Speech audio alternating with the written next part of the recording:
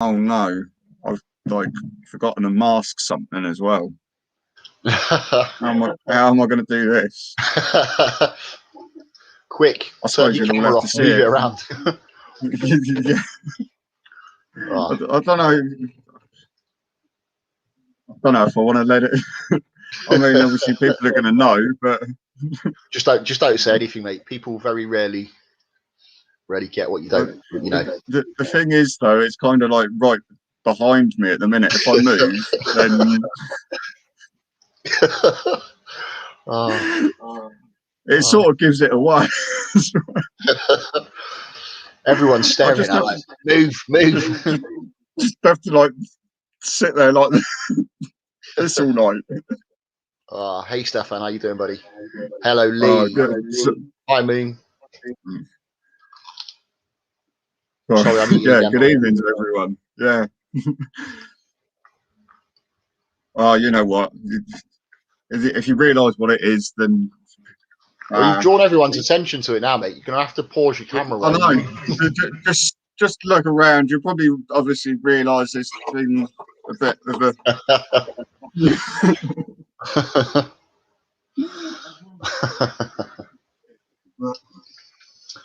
How are we doing, everyone? Everyone okay today? Good week so far?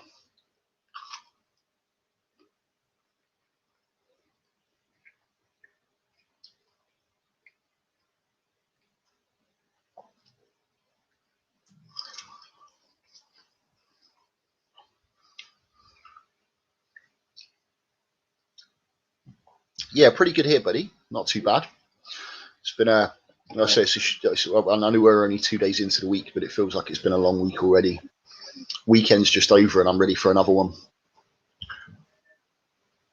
I'm a bit like that. I'm not like counting down the weeks or anything, but only 8 weeks and I'm away on holiday. Nice. I'm just, just trying to think on the positive. I'm actually looking forward to the end of this week because I've got an order turning up.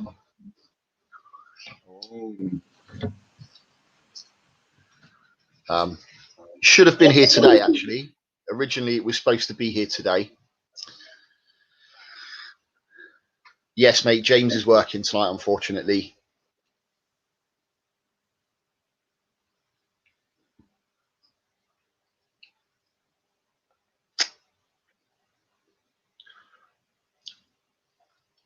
After spending so much time off because of lockdown and certain things not being open, people are trying to get back into working as much as possible. So yeah, I think I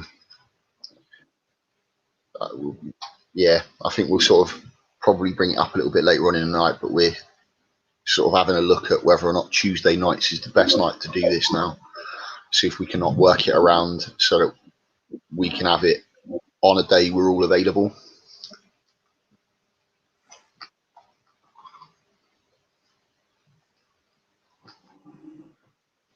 Yeah.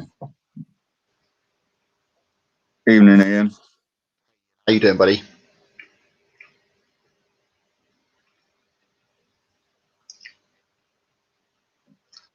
Are you allowed to let in what you're getting?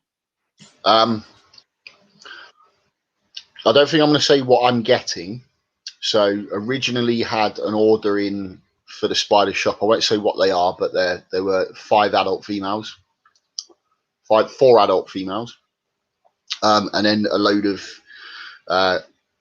like different species of isopods and stuff like that. One of the females that we ordered, we got a message back saying that it was unavailable, so we had to pick something else. And then it was supposed to be delivered today, but we got a message yesterday saying that they would be posting Thursday for delivery Friday because they've had some issues. So a little bit of a disappointing order, but it's still going to be a nice order when it turns up.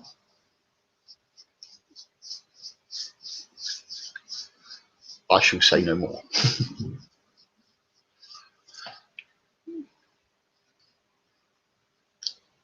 Well, I pulled the malt out today. Nice. It's not too destroyed either. Not really, no. You know, it's still there's still enough there that I might be able to. Yeah. But we'll see. And other than that, I've had 2 Bohemies molt and my little jumping spider. Nice. And I don't obviously you must have seen the picture that I put up in the group. Yeah. So I'm slowly keeping an eye on that. There's one for Kieran. Don't tell him yet. Sure. His favourite species. And yes, Stefan, that was one of my pulp gripes. Yeah. So I've had the pulp gripes and the Fimbriatus molt out of those 5 now. That's good.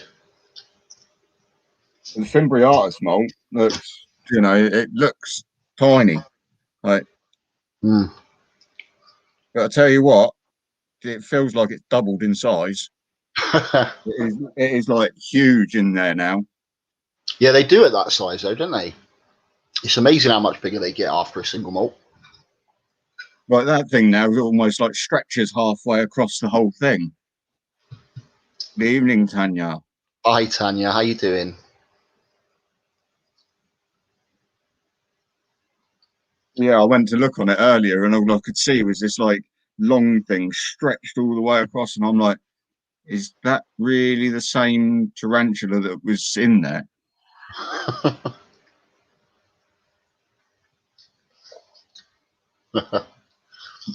Hello, Absent. Hey, dude.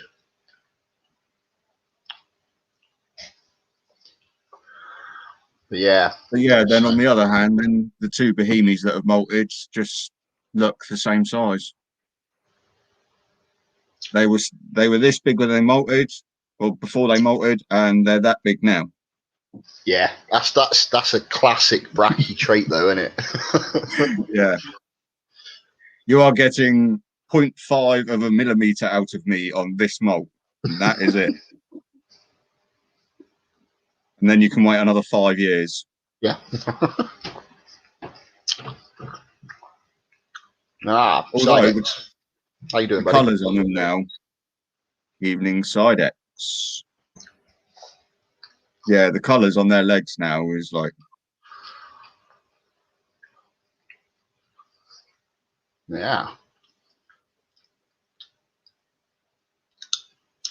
Sidex.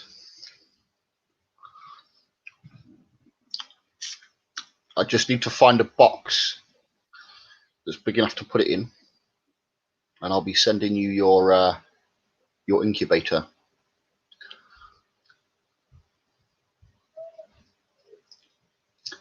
It's done, finally.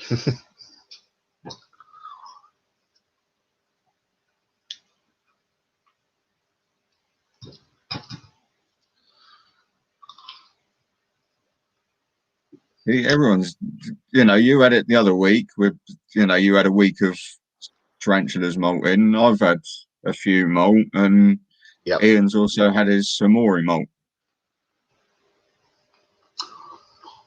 Mm.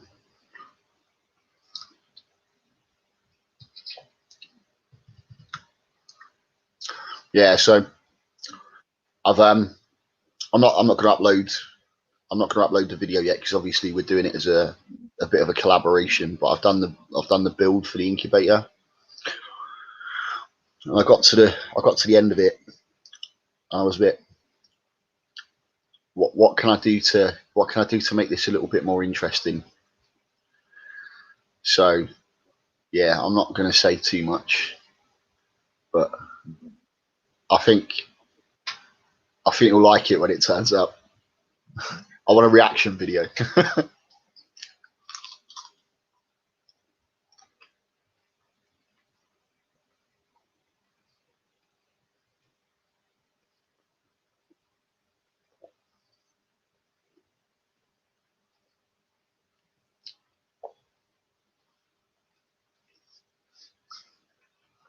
Apologies for stuff in my face. I've not had a chance to have my dinner yet.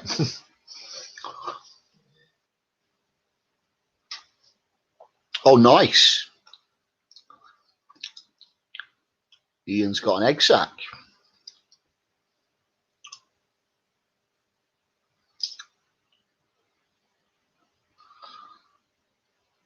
Some more tarantulas for his communal. I think that was what the plan was with his egg sacs, was then to put 2 or 3 egg sacs together, wasn't it? Yeah.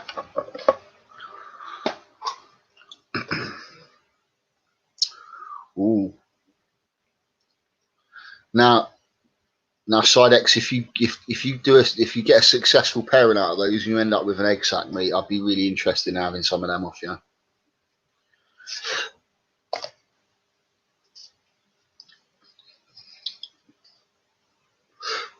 Well, obviously, it's got some new arrivals coming this week as well. It's a good week for it. Very nice. New additions there.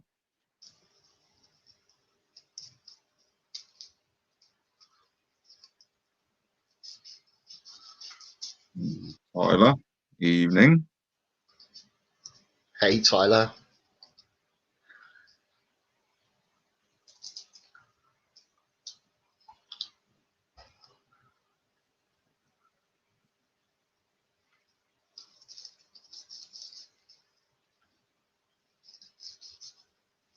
Hopefully, though, this one that I'm recording now,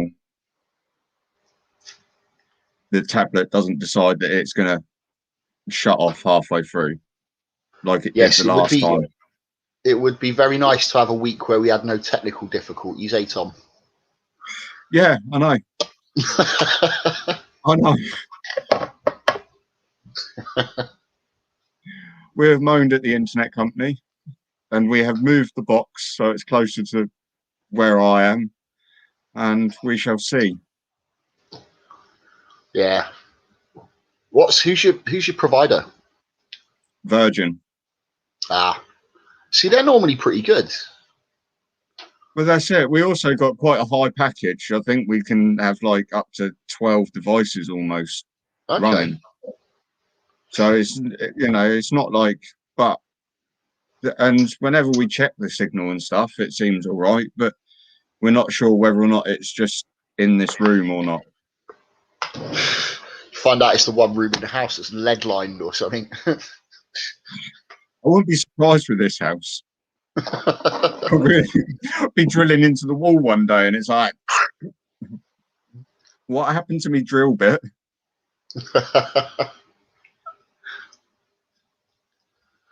Yeah, that's not standard brick, eh? It's a solid wall made out of RSJs.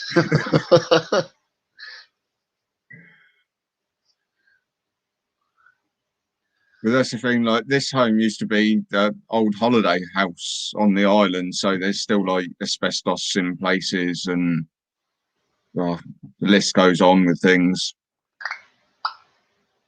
Yeah.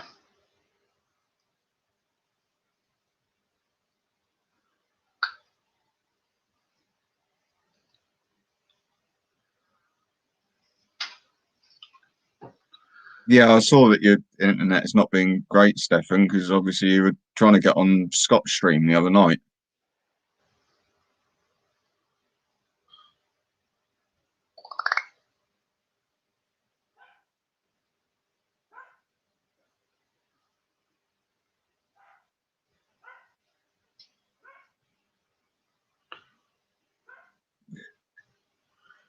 Tyler says a fridge messes with their signal. Your fridge. What, when you like open it, or just in general? Anytime someone needs the milk out the fridge, it's like, hold on a minute, video might buffer.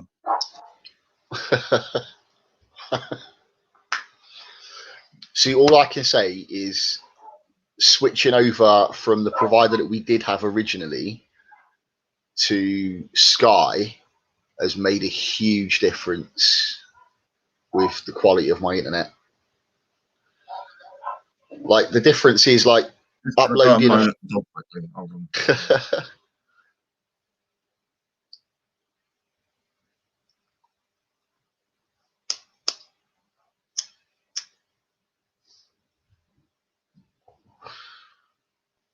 No worries, Stefan. I'll see you in a bit. Yeah, no, we were with Sky, and that just seemed to be terrible. So we decided that we were going to switch to Virgin, and the first sort of couple of months, I suppose, were great. You know, everything was running fine and didn't have any problems. And now it's just, Yeah, I noticed the biggest difference for me was not to upload a video to YouTube. So on the old internet, it was taking me on average about 7 to 8 hours to upload a 5-minute high definition video, and now I can do it in like an hour and it's done, buffered, processed, everything. So big difference.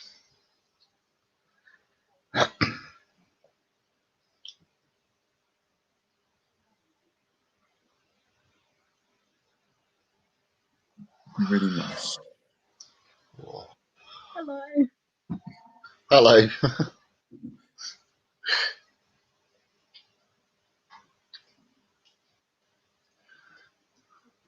No. My turn to show you. You got me.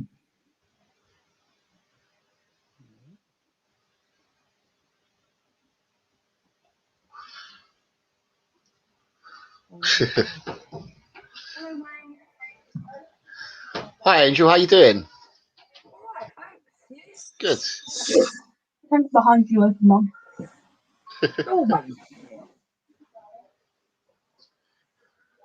Oh dear. Sounds like there's dramas upstairs. It's like kids are being stubborn and refusing to go to sleep. Sarah's up there laying down the law at the moment, but I don't think it's working.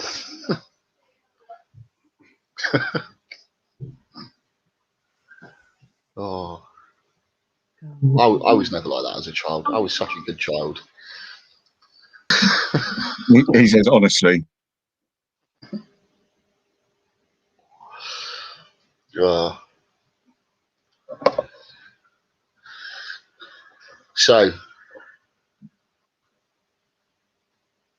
I'm just catching up on comments now. Well, Absit said, instant gold, day 2. Uh-oh. Nice.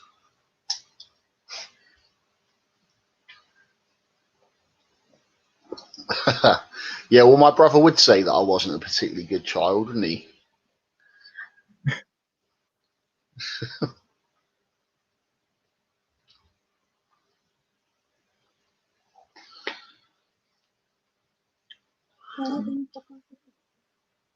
Not so far.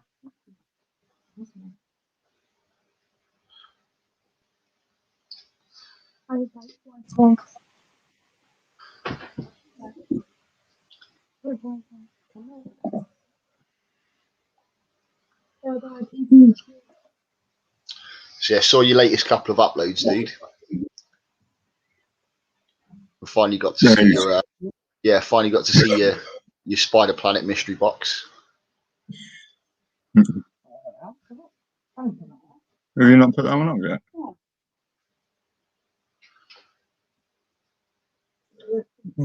Angel said that she hadn't put that one up yet. I'm sure that one's up.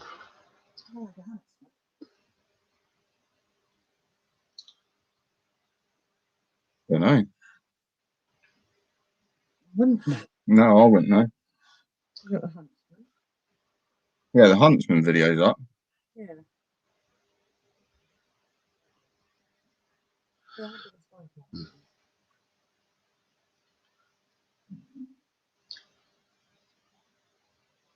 Oh no, maybe not. Maybe I just saw the thumbnail for it or something. I'm sure I saw that. Yeah, I sent you a picture. That might just be that then. It's like, nah. Yeah, saw the huntsman. Yeah, I was going to say, because they were from TSS. Yeah. Hi, Diana.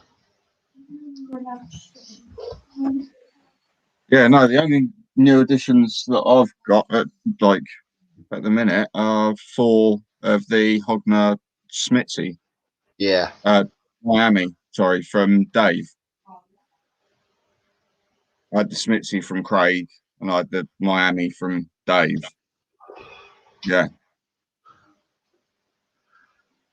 Good evening, Danielle, or James and Danielle.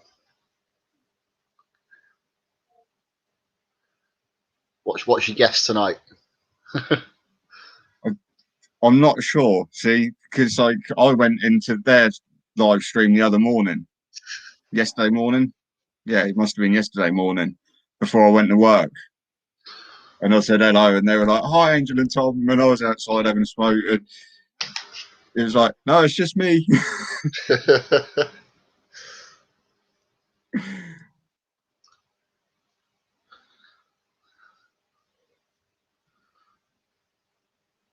But yeah, so we can all make mistakes with it. Yeah.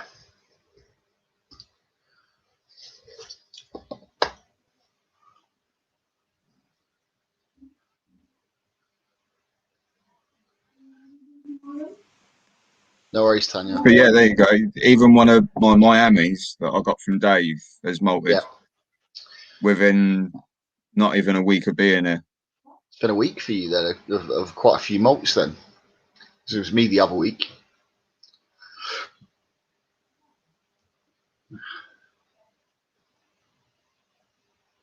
We had a we had an escaped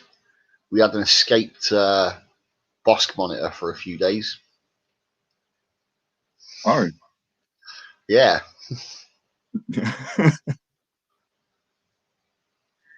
And what, left the door open a little, or? No, so what I think had happened, because obviously we got the little things on the door that you put in the little holes to stop the glass from sliding. Yeah. And what I think happened is one of us at some stage when we've been feeding them and stuff and going through have probably forgot to put that back in. And the kids sometimes come in here and like try and feed them and stuff like that.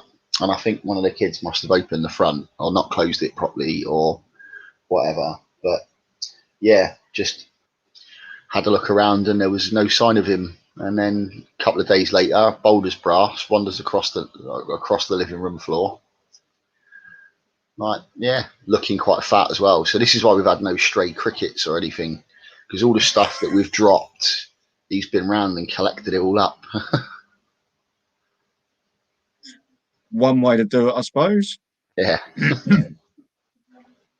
Most people with stuff like this just release house geckos, and that deals with the problem. Yeah. You have a monitor roaming around instead. Yeah, that's it. It definitely wasn't a deliberate thing.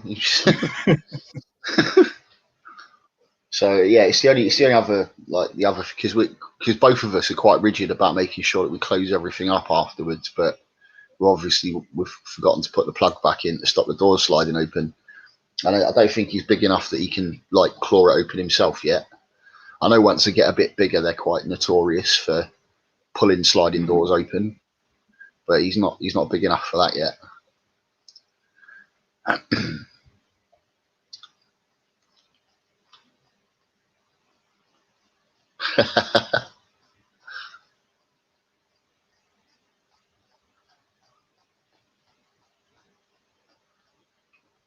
think most of us that keep tarantulas or reptiles or something, end up with something loose in the house anyway. Yeah.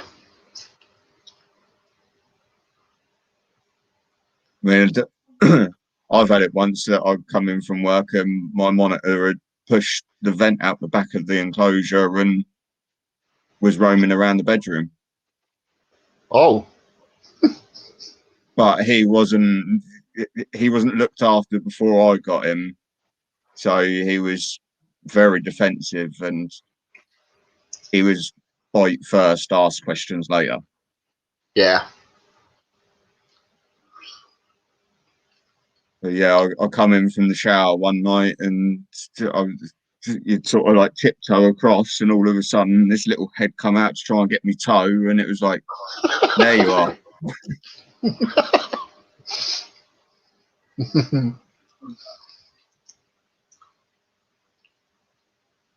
There I am flipping the bed trying to catch this monitor. Oh. Yeah, this one's not too bad. Obviously, he's proper little thing. He's only about sort of about that big at the minute. This one from nose to tail was 2.5, 3 foot. Okay. It was like, but there, you know, how the bed was, there was like a little bit cut out at the back, and yeah, how he managed to get under there was. It's amazing the places they squeeze themselves into, isn't it? Well, I mean, have you watched the Dark Den's latest video? One that he put out last night. No, I haven't seen that yet. Well, he's rehousing 3 huntsmans. I see. Yeah, I've seen the advert for it. Straight out of the box, first one gone. Yeah.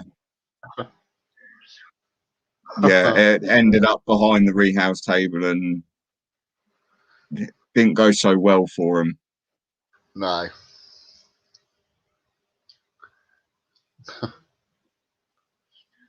Yeah, I've got quite a bit of catching up on YouTube to do, actually.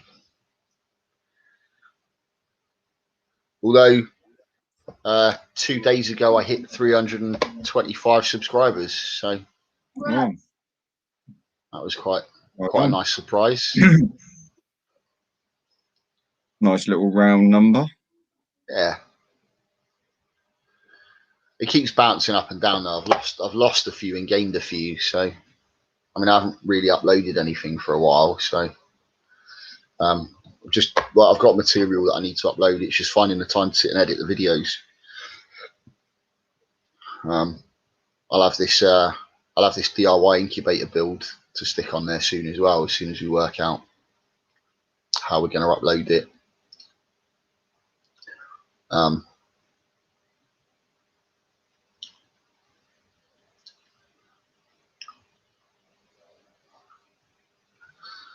Just going to put the tablet on charge. Okay, mate.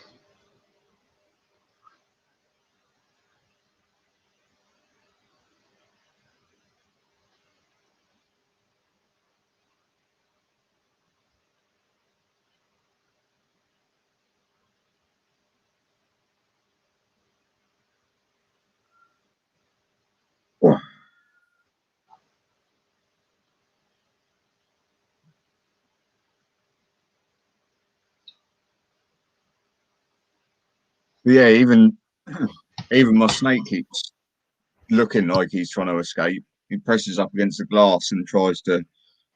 Yeah. Yeah, our Taiwanese beauty snake's like that. She's clever. She's very clever.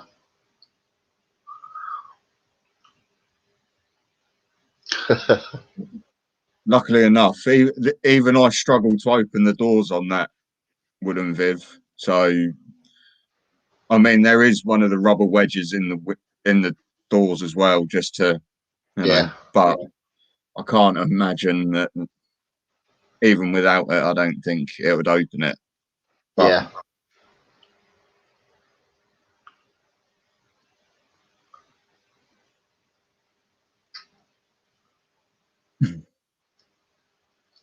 Yeah, no, this one, she quite often gets in there and tries to slide along the front because she knows they slide open.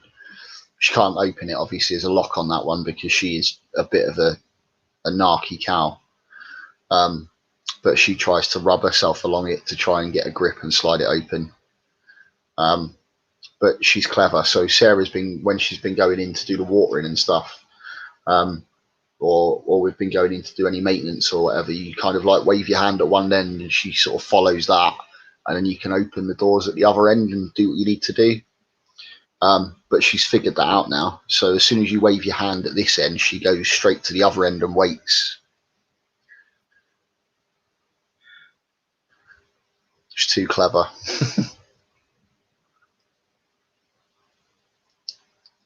Now I have to find something else. Find something. Yeah.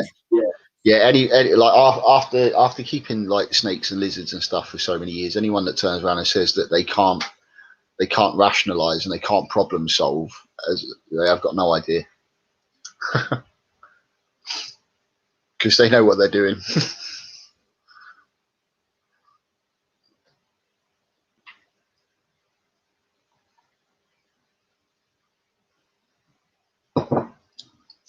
In fact, it's the same with some of the tarantulas sometimes. I'm pretty sure some of them have got like clear intent in what they do.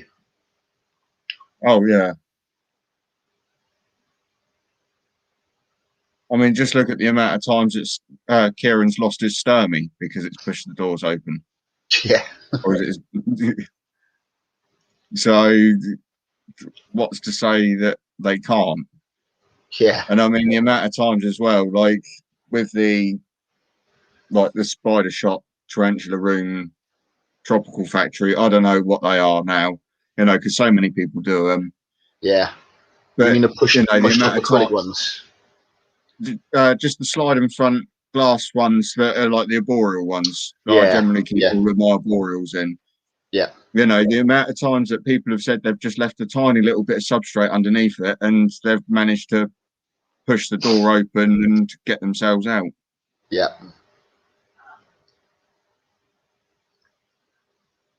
Yeah. So, I mean, there is possibility, yeah.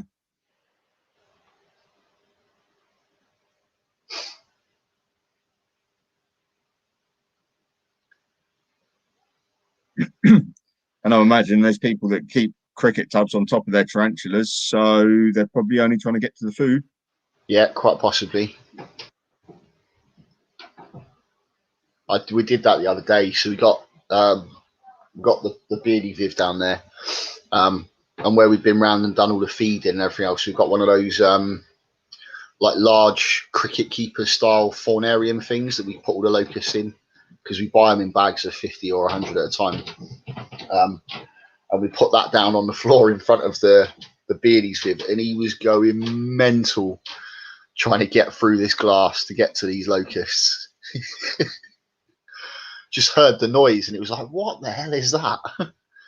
Come in and it's like, yeah, he's there, and it's almost like teasing him because we put the box right down in front of him and he can see it through the glass and he's just trying to get to him.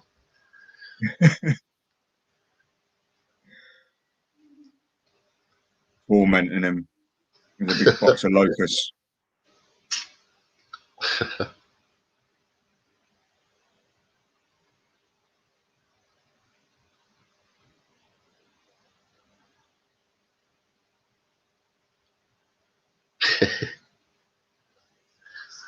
Oh.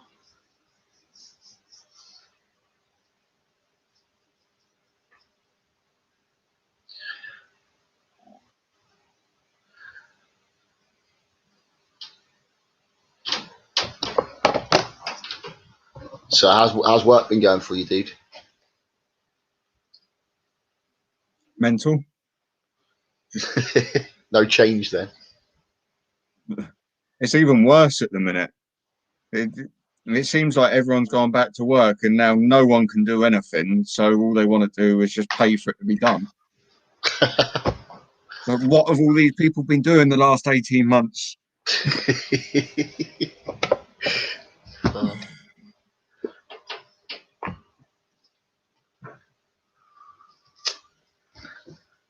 Yeah, I mean, there's still more to come yet as well. That's the problem. It's not even good weather where people are spending it in the gardens. Yeah.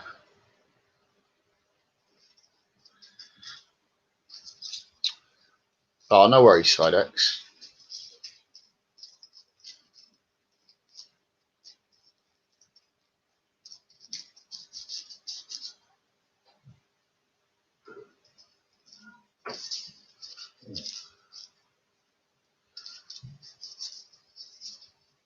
But yeah, I mean, like obviously, I've not really been making a lot of videos lately because I don't really know what to do.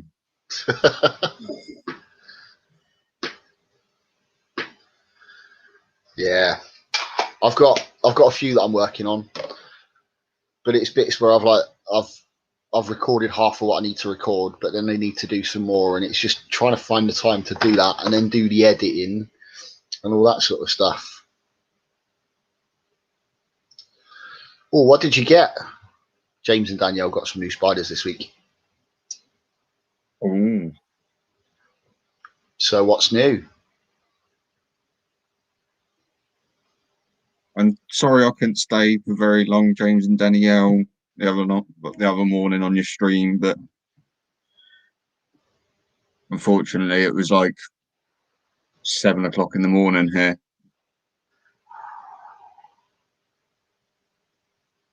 It was like, oh, I'll pop on and say hello.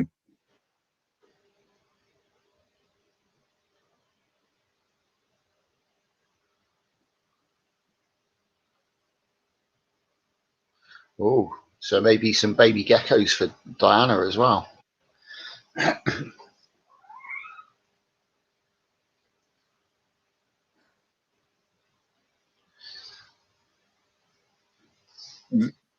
There's like a tub of that count as something new. Oh, now that looks good. 2 kilos of fudge. It doesn't look like there's 2 kilos left in it though. Maybe not. So my little one that I keep in here, I've got a bit of a soft spot for, like, you know, some of the old like traditional sweet shop sweets and stuff like that. Yeah. Well, I nabbed these off my sister. I know a lot of people don't like them, but I do. And a soup. That's my guilty pleasure. Remember that. I've just had Angel shout like, I remember them.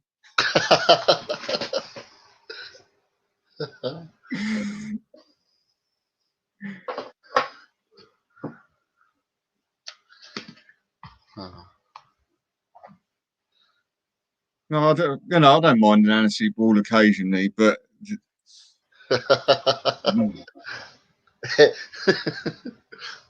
So I've started something now. you know, maybe 1 or 2 aniseed balls, 10 or 12 pieces of fudge. Yeah.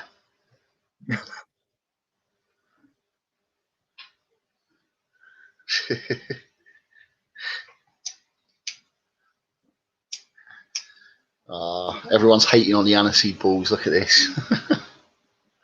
Lee's on my side. Good lad.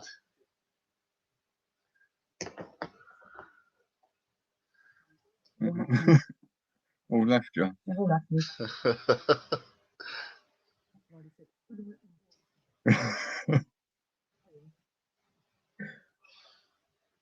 Oh, that's a nice species. There was a light on it.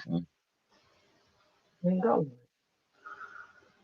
The only thing I've got is a torch. Oh, good. Ebbs is on my side as well. That's good. And Tanya. Okay, so not too bad. I feel better now. It's not quite 2 kilos of fudge, though, is it, Tom? Eh?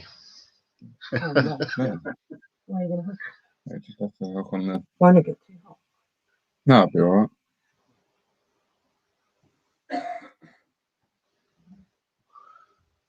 It's bad time trying to film and lights have gone out.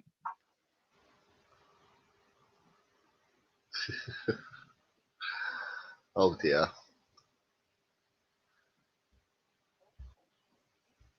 Yeah. Oh, Sidex, did you want to sneak peek at your incubator, mate, or did you just happy to wait?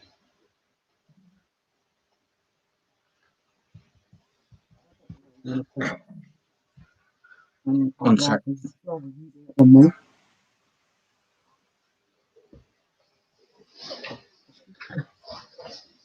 Oh yes, I'm with you there, Tanya. I remember cough candies. I love them.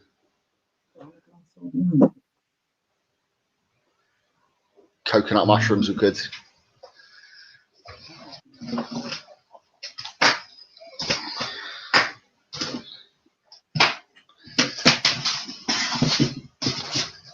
Okay.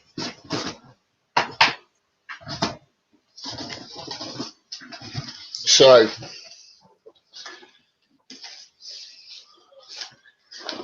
here is your incubator. It's all fully loaded, and just to so it's got all the stuff inside, and just to make it a little bit more interesting, Oh, cool. it's all lit up inside as well.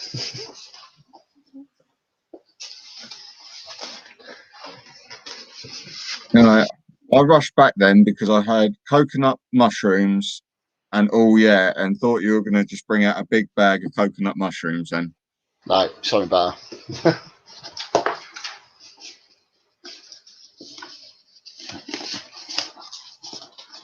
No, that looks cool.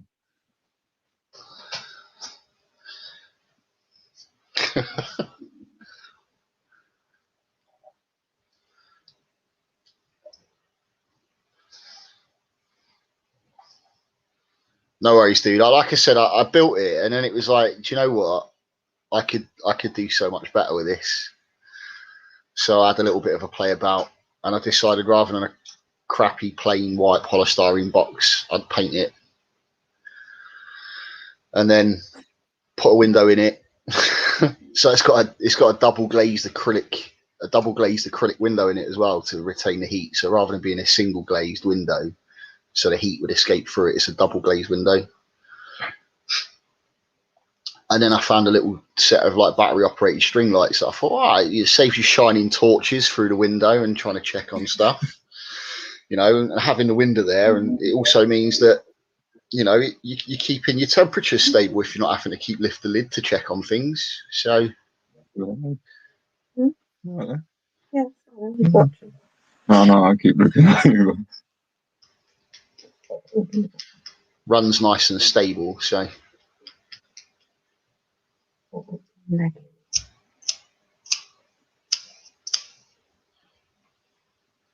said just need to find a box big enough to put it in and post it now. Oh dear. Hello. Not anybody could see it past your head though. No, they see it well.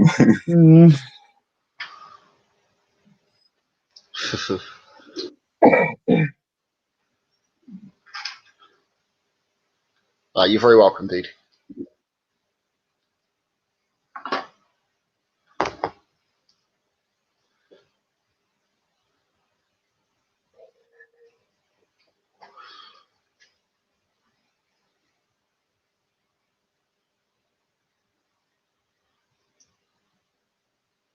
Has anybody asked James's question? Not yet. What's that? Said, has anyone asked James's question yet? What's that? What's James's usual Oh, question?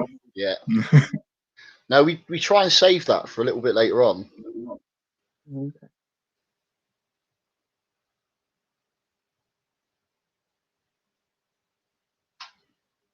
Nothing. Yeah, just painted with standard black acrylic.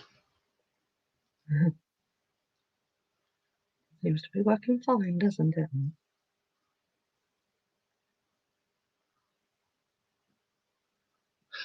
The other week it did get like an hour or so.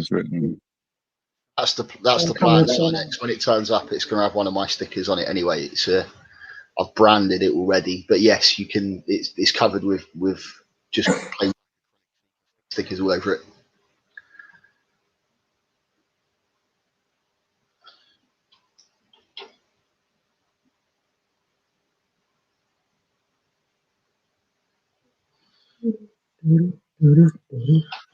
Yeah, Angel moved all of her stickers the other day, actually, onto something different. Where to? You know, I wouldn't have wanted to be showing you without her here, you see. I'll get a telling off. Oh, nice. I like that. That's really smart.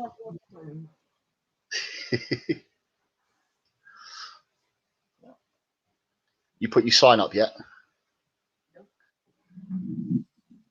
It's literally just in arm's reach under the keeper cards, ready and waiting. Don't worry, it's what I'm awesome. thinking about like varnishing it or something to keep it a little bit. And I'm just going to basically put 2 little holes in it here and probably countersink them so that then it can go on the gate to come into the room. Okay. It's a good shout. I don't really want to, but I don't know what else, you know, without just standing it somewhere. So the only other thing to do, if you wanted to like be able to pull it down and move it somewhere later on, you could use those like double-sided sticky foam fixer things, because they won't damage the wood, they won't damage the surface you've got it on, and when you pull them off afterwards, it just separates the foam, so you can pick off the residue. It won't damage it in any way then. I have the feeling those feeds might end up pulling it off. Yeah, probably. Yeah, I suppose it depends on how high up it is. Where she can see over the gate. Yeah. She just can't quite reach the lock yet. No. Give her a month. Oh yeah, she'll figure that out in no time. Yeah. That's why I put the lock on it, because she was reaching over and just undoing the catch and letting herself in.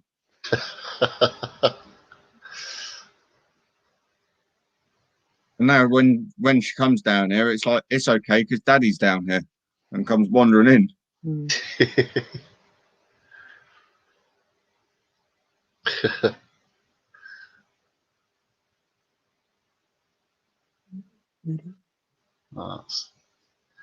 Yeah. See, we've got one coming for the door, but that obviously goes up on the door, so it's well out of reach of the kids.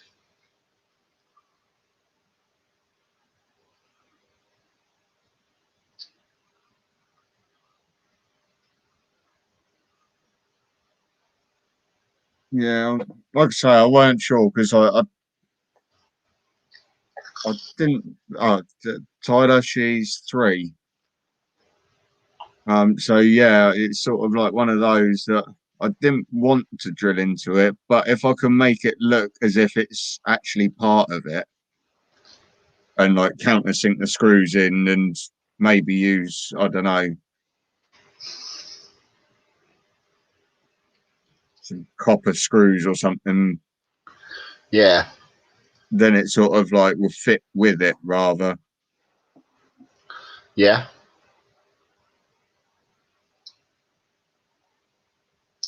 You know, or some old like flat-headed brass screws or something that then sort of would fit a bit with it rather than. Yeah, so it looks more ornate than just drilling some holes in and putting some random screws. That's not a bad shout. Much. Yeah.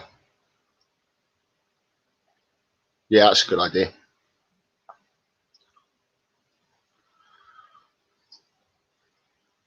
Because I like the way that it's obviously been like burnt around the outside as well and stuff, that, you know, it looks aged. Yeah, I mean, I got it really because it sort of went with the whole rustic look of the whole room as well, basically, was that, you know, everything in the room's made of wood, so it sort of fits in. Yeah.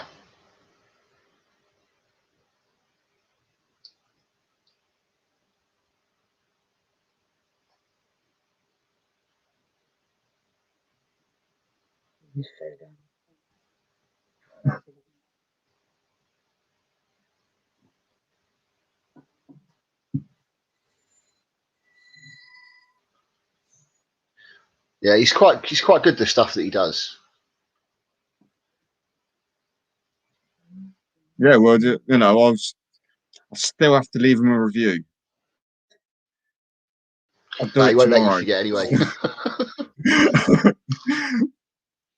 But no, you know, I was very impressed with what has turned up and what he's done.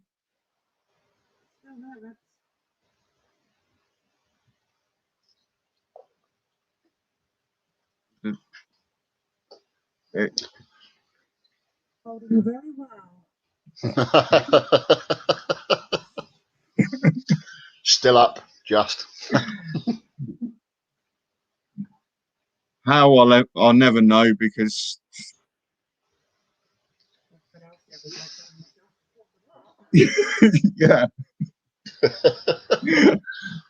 And I think even if the house falls down, that would be the one shelf that still stands within the whole house.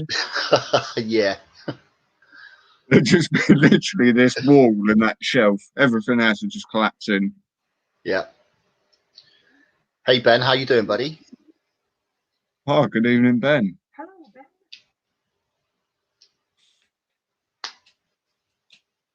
It moved them down. No, the ones that are behind me are just ones that I've still not got round to putting up yet.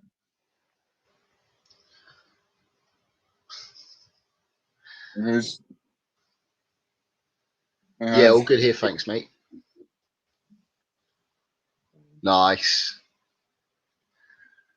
That's another one off, isn't it? Oh, he's done a couple, because I think Ellie's got one as well. Okay. So yeah, I think there is a couple. And then the other one was that you were talking about. I mean, yeah, it's nice photographs. Mm.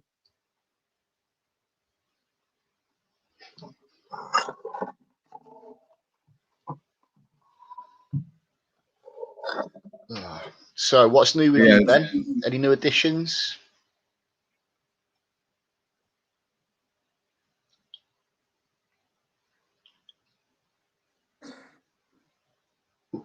So yeah, at the minute, instead of going up there because I can't be bothered to reorganise the shelf, they're just slowly making their way behind me instead. Pretty soon, every flat surface is just going to have mugs on it. Yeah, but then I'd have to move a load of transfer enclosures as well, because I could sort of fit them between. Oh. I didn't say nothing.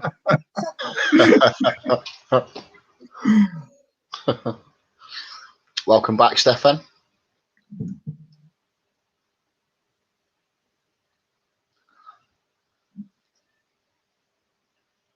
That's only because of the amount of hot sauce that Wayne keeps sending him and that he keeps eating. Yeah. He keeps sweating it all off.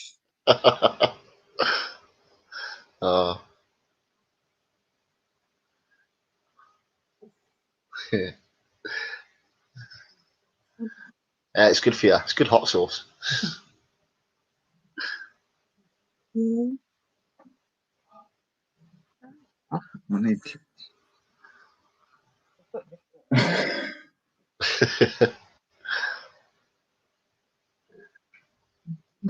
Tanya just said, "Are we doing what's in Stefan's cupboard this?" Of course we are. It's a weekly staple. We've got to do it. I don't know. Who is this Stefan? Assuming Stefan's like up for it this week as well. Can't speak for him. You know, like the joke was on Scott's stream, you know, it's a debate on whose internet's worse, his or mine. Haven't reached an hour yet, don't you? It's a lot of trouble. A lot of sacrifices. Hold on a minute, is that a sacrifice? That's a good thing. Well, Sod's Law says, if we end up deciding to move like back to Mondays, someone else will move to Mondays as well. Yeah.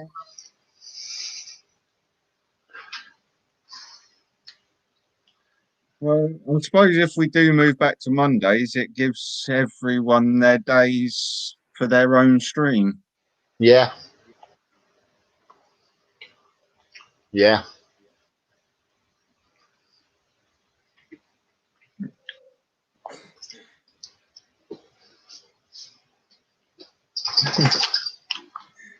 Yeah, sorry, Tanya. Yeah, you're probably right there. I mean, what? Yeah. Facebook listens to you, so what's to say your internet doesn't? See, Stefan said the same thing I said earlier on. If we end up moving to Mondays, that means we're going to have to change all the merch. Stefan just said, but what about the shirts? But like I said, Stefan, it would all be limited edition stuff then. Yeah. Because, Just don't put a date on it. Yeah. First generation lads night in. well, first generation merch. Yeah. Fen, leave the cats alone.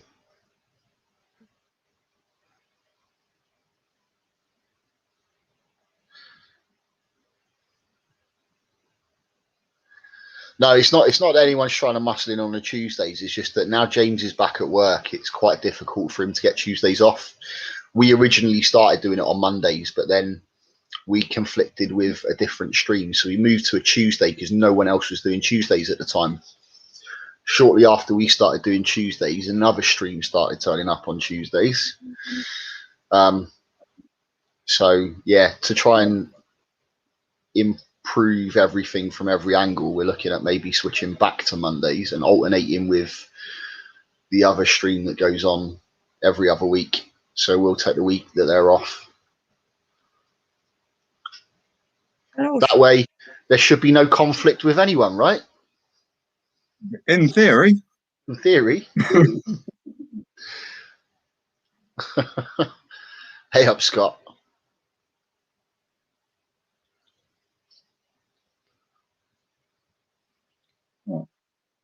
Bye. Yeah. It's not cold out there. You should be fine. No.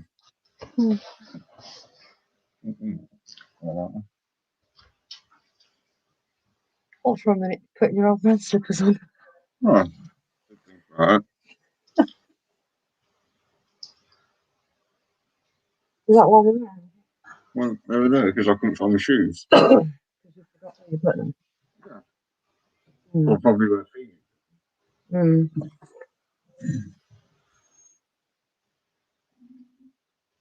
Yay! Trash the cup shelf.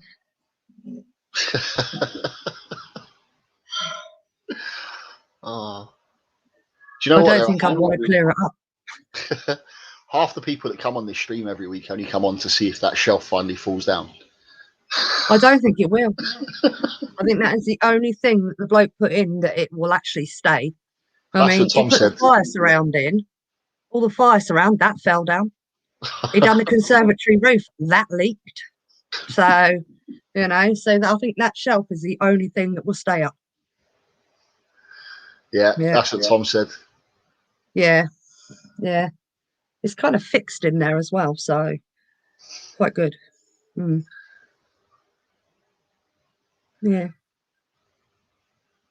Yeah, that would be a devastating loss, though, if that shelf ever did come down. It's not my loss, so I don't care. Like, my cups are safe over there. I was going to say, you keep your cups in a sensible place, don't you? Yeah, I use a couple of them and the rest of them are over there. Yeah. Thank you, Scott.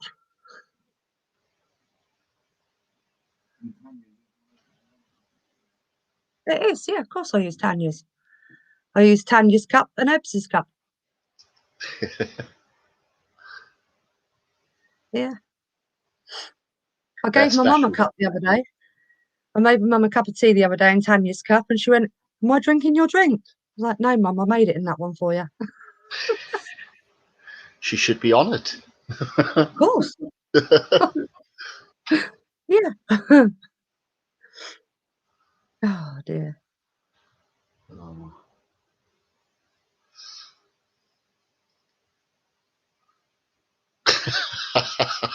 There he is. Scott's away with his spelling mistakes again. At least it wasn't offensive this time, buddy.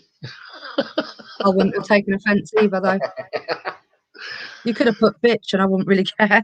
I keep winding him up about it. Everyone keeps winding him up about it, and he's I know. I do listen occasionally. devastated. Bless him. Yeah, I do listen, but normally I just like shut it all off and sit in the front room and play my games. But all the boys have left me, so. Well, I think Sarah does the same thing. It's like the one evening in the week where she gets to disappear off and have some peace and quiet to herself. Yeah. Yeah. That's normally every night for me. Tom's always asleep by this time. Wow. A late night for him. Oh. Oh dear. Never mind. No.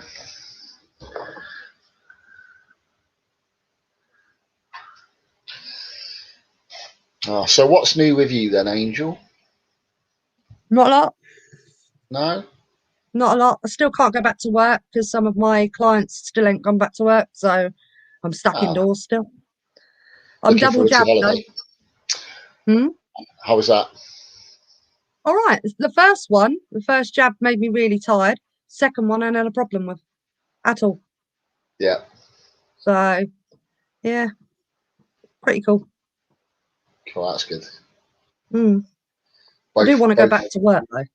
Yeah. Yeah. Yeah, both doses for me. I was all right for about 24 hours. Once I hit the 40-hour point, it was horrible. I had the worst migraines I've ever had. Yeah. My mum suffered with her second. She had real severe bad stomach pains. She did. Yeah. But I haven't suffered with the second one at all. Managed to stay awake longer than Tom. Oh. Hi. The first one, though, I'd sit down and then 20 minutes later I was watching him do something with the spiders and he looked at me and I said, I'm fine, I'm not going to sleep. I was gone. I couldn't stay awake. Oh. No, look. Oh, Riley's awake. I thought he was going to bed. The board one's back. No, my worst one was not that long ago, actually. Sat on the edge of it. I was absolutely shattered. It'd been really, really busy at work. I'd not really slept very well the night before. I woke up in the middle of the night. I can't even remember what for. And I remember sat on the edge of the bed, and I didn't even have the energy, like, to get myself back laid down and get comfortable. So I just kind of slumped on the edge of the bed and fell asleep. Woke up heading face first into the carpet. Oh. I'd relaxed a little bit too much and just carried on going forward. Yeah. Managed to put my hands out in front of me just in time. That was not fun. Hello, Moon. Good day to you. Hi, Moon. How you doing?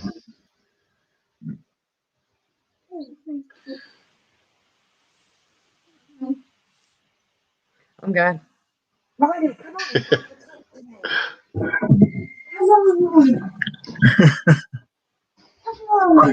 Wi-Fi. You don't have Wi-Fi. Give me my phone. Until you don't have Wi-Fi. Well, you will never see another Easter egg. Come on. The TV controls are over here.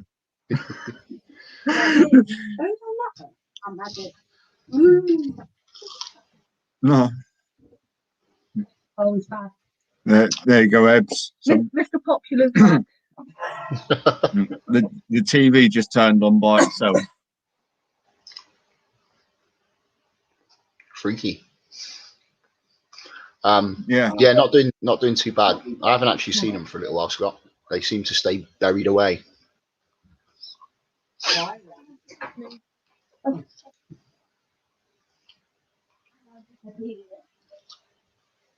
found that happens to most of the smaller species, really. Like my bumblebees do exactly the same. I'd never find them. But when Yeah. I had like my giant African train, that I saw pretty much all the time. Yeah. But So whether or not it's because of the size difference or not, I don't. But yeah, I don't know. I've got one of them. One of them's a chocolate millipede. It's not fully grown yet. It's still got a bit of growing to do. It's still quite young. And the other one is just absolutely no idea what it is. I got it as an unknown from Scott, just because he didn't know what it was, and I thought, do you know what, we'll grow it on and see what it turns into. So I don't know yet if it's a giant species or a little species or anything, but it is a proper tiddy little thing. So you can't generally see it even when it's out and about. You've got to really look for it to find it. It's proper tiny. when I had the pink Thai dragon millipedes or whatever they Oh are, yeah.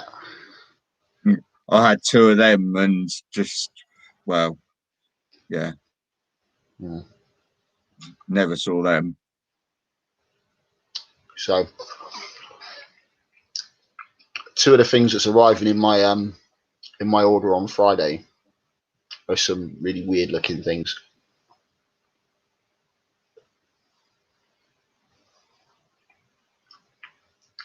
I And won't they say too have much been more. on the TSS website. Yes. Well, I'm screwed because I haven't been looking lately.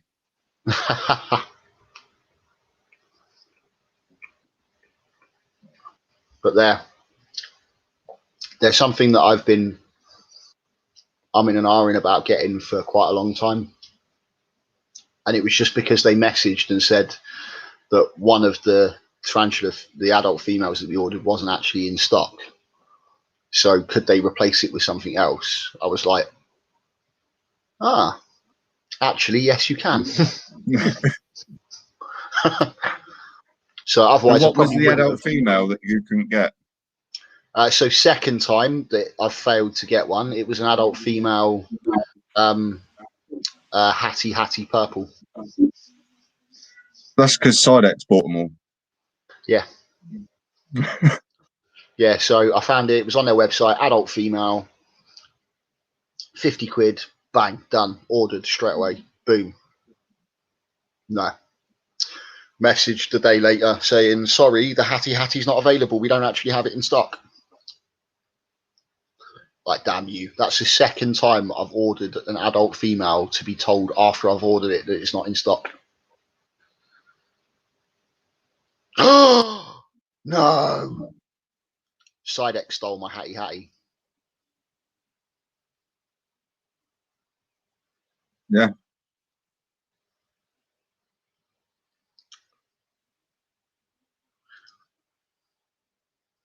And Lee just sold his. I've been after one for ages, but I told myself I wasn't going to get slings. I was going to get one. I was going to get an adult female when they become available. Twice now I've seen one for sale. Twice I've ordered it, and twice I've been told after I've ordered it that not in stock.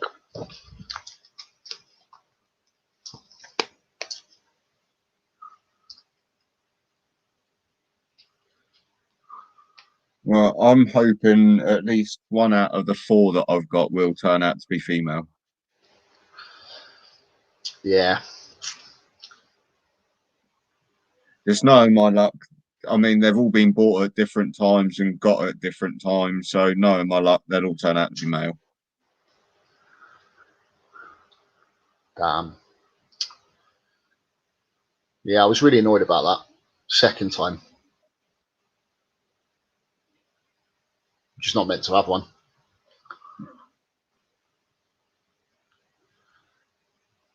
Really quite disappointed. And now I know it's Sidex's fault, so I'll just blame him now. Stefan, that looks amazing, dude. Stefan's just sent me a picture of some chicken wings covered in, you won't be able to see it on there, but yeah, some chicken wings covered in some branded hot sauce.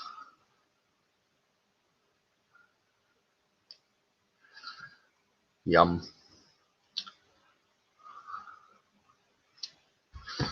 See, I think you're gonna have to like start a collage, aren't you? Or like, you know, getting some videos and bits and pieces together that you could just like just randomly put out on the YouTube at some point and just squeeze it in between your normal videos.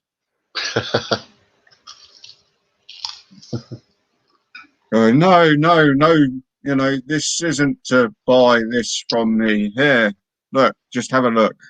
Look what you can do with it. But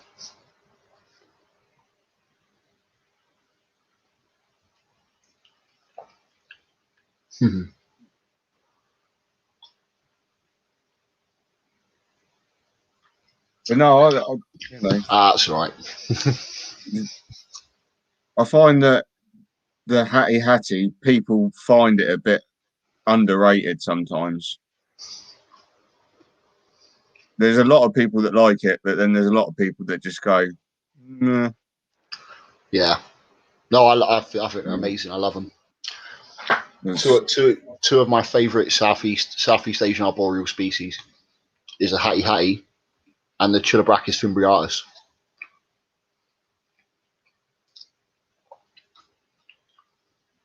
Hattie is definitely one that I would like to have a female at some point if I don't end up with one. Yeah.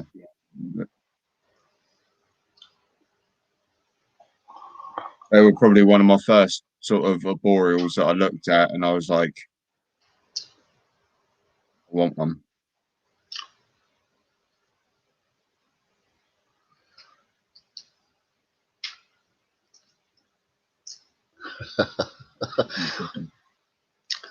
Scott's gonna have a go at acrylic welding. If you mean like using a solvent to bond the acrylic, mate, yes, I have some experience doing that. I've built some small acrylic enclosures before. You use a good quality solvent brushed onto the edge to get it to bond. Kind of melts it together.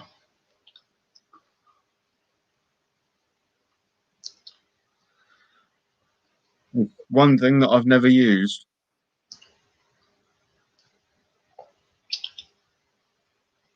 I mean, not obviously in that scale of like building a full tank or anything else. I attempted to make like a little waterfall thing, and with a little water feature in my old dart frog tank that I was building. And I don't know whether or not it held water or not. Because I kind of rushed it through and then sort of thought to myself, I didn't even test it to see if it holds. And lo and behold, no, it doesn't.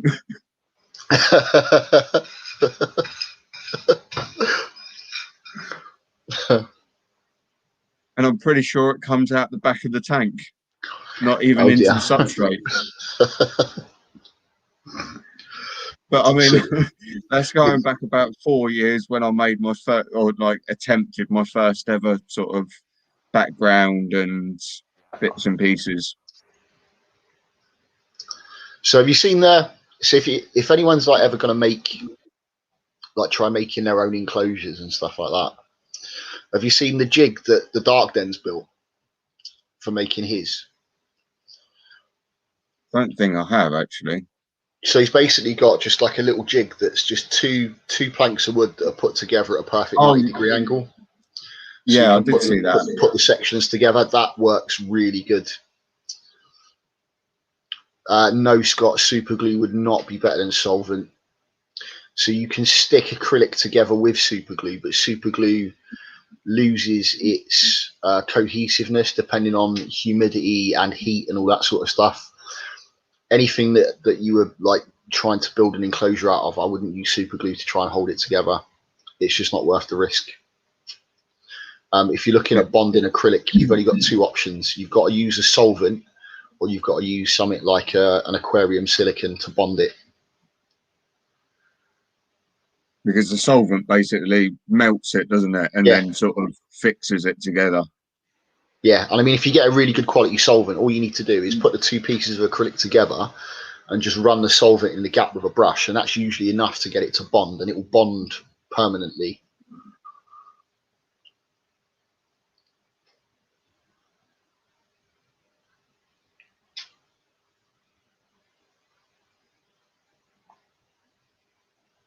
But no, I mean, that one there is my first mistake of a glass enclosure. So, Yeah, you know, you've all got to start somewhere. I mean, I had yeah, some measurements absolutely. wrong and stuff when I had the glass done, and it only has one working door because I couldn't fit the other one because I made it too big. And Yeah, but you know, I've had a stab at it all really. I have tried to build background before, but you know, didn't go that well. And tried to build a waterfall and didn't go so well. And tried but to build a glass. you know what you did wrong. So if you do it again next time, you won't make the same mistakes. Yeah, this is the thing. I mean, you know, you've only got to do it and make the mistake, and then you know, don't you? So Yeah, yeah. I mean, if I had an unlimited like pot of money and time to spend doing it all, I would like build all of my own tanks to my own specifications, my own designs.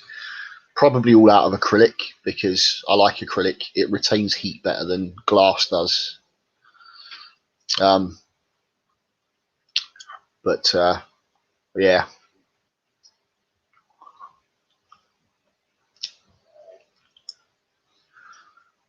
best method to cut acrylic.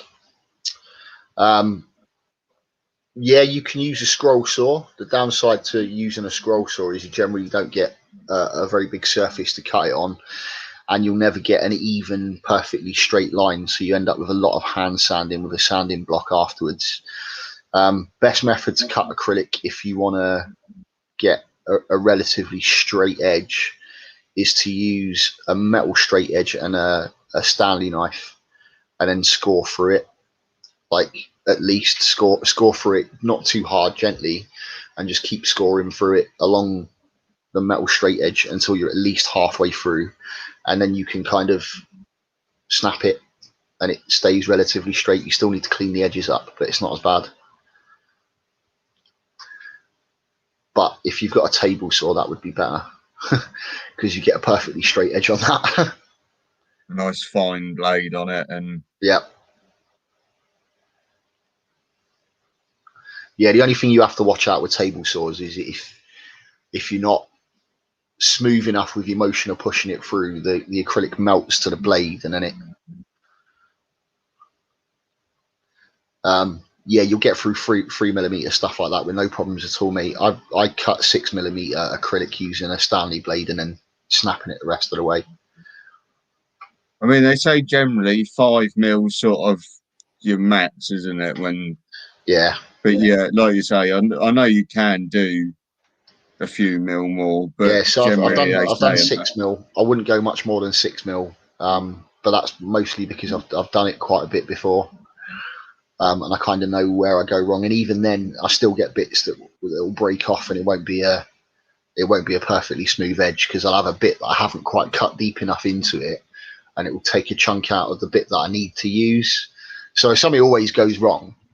But yeah, I mean, if you're trying to build something that's going to be quite precise, the best way to do it would be to do it on a table saw with a fine blade, because you've got your straight edge that you can run it along then. And you can guarantee that it's going to be even right the way through. Trying to do it by hand, anything like that, is going to be very difficult. You'll never get through it with a standard saw. you can do, not with just a standard saw, but like ones that cut PVC for like downpipes and gutterings that have got fine tooth. Yeah, so something like a hacksaw. So you can use a hacksaw blade in a flush cutting handle. Well, I've actually got a Spear and Jackson saw like just normal handsaw that I actually use for cutting acrylic and plastics and stuff like that. And obviously Okay. it's got like double the amount of teeth than what just a normal handsaw has. Yeah. So it works really well. Okay. But I have also seen it being done with a skill saw. Okay. You know, you have to go, like you say, you've got to go nice and gentle with it. You can't just like go through it as if it was a piece of wood. But as long as you've got a nice fine blade on that as well, it's basically the same as a table saw. Yeah. And as long as you've got your straight edge that you're guiding it along. Yeah.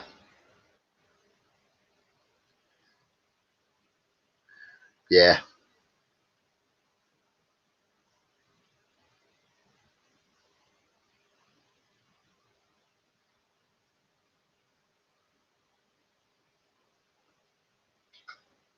Well, he says he thinks he's got a hacksaw, so Halfway there.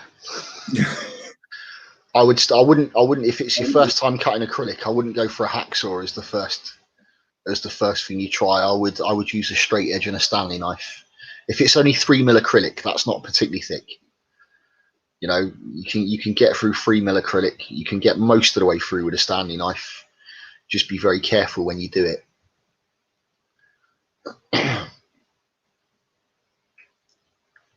if you can, wear a Kevlar glove and on a cutting mat. Yeah. Yeah. And don't it sounds stupid, but yeah, when you do your cut, don't cut all the way off of the other end of the acrylic. What you want to do is cut about 2/3 of the way in one direction, turn it round, put your straight edge back on, and then cut from the other direction. It stops you skipping the knife off the back edge and then snapping the tip off, because I've done that a few times as well.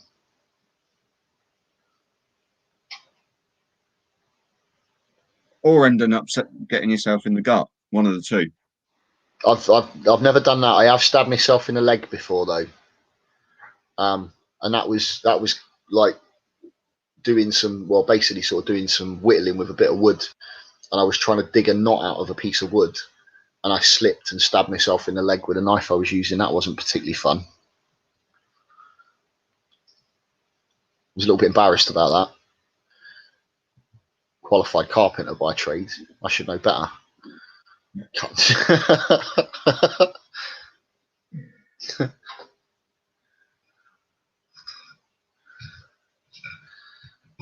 try to tell people that when they come out, like new out onto site, and they're trying to use a disc cutter. The amount of people that and it's like you're gonna end up chopping your foot off, aren't you? Yeah. Just take 2 steps back now. Put the disc cutter on the floor and step back. I saw someone let go of one of them once and watch the disc cutter skip itself down the street. That was quite fun. Still makes me chuckle whenever I see all these people putting up, like when they have a labourer trying to bump start a disc cutter and they're running up and down the road with it, and it's just like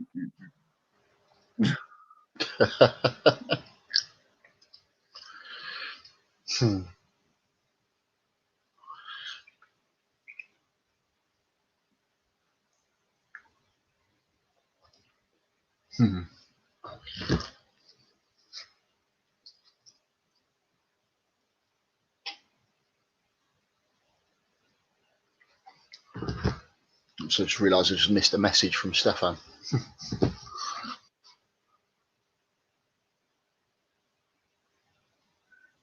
Well, Stefan, do you ever look at the Facebook group On the Tools, or anyone for that matter?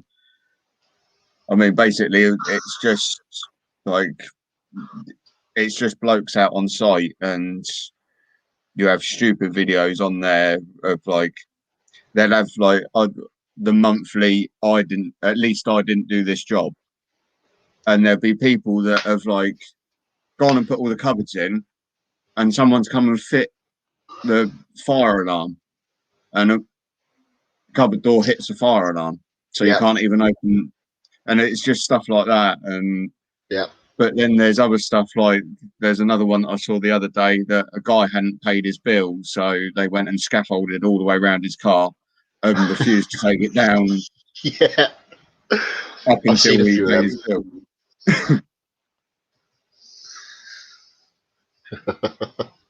You know, he's like, no, I've paid it. They're like, we wouldn't have come and done this if you had paid it.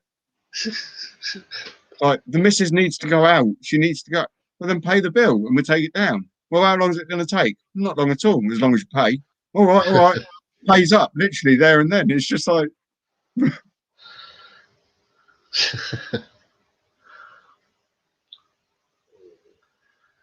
Yeah.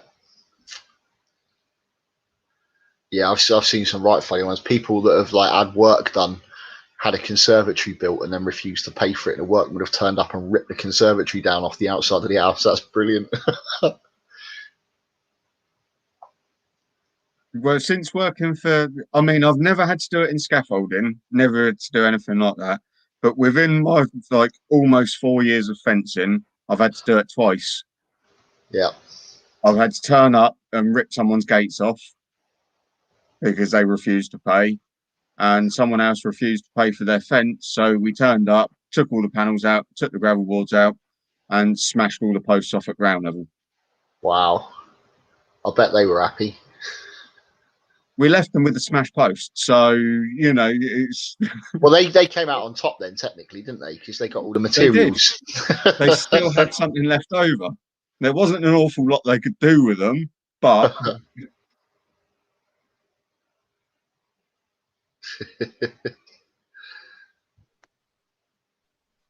yeah, Ian, I did see that one with the expanding phone. Hey, Stefan. How we going? Very All well. good. All good. How are you? I am Stefan. Yeah, I'm all good. I got caught out in the rain, Yeah, me too. so I'm all wet. I know all these people that have to go out in the rain. I'm letting the team down today. I'm sorry. That's all right. So am I. Yeah, but you've got a keeper card shirt. I've got a bike shirt.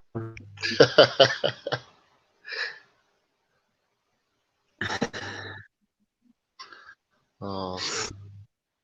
So, what's new with you this week, Stefan? Oh, tonight should we go and do a cupboard and you can see. Ah, I have to move my washing machines. what was that, mate? I like to mute the mic because the washing machine's on.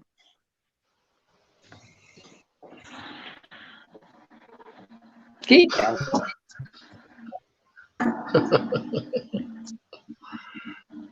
It's not me this week.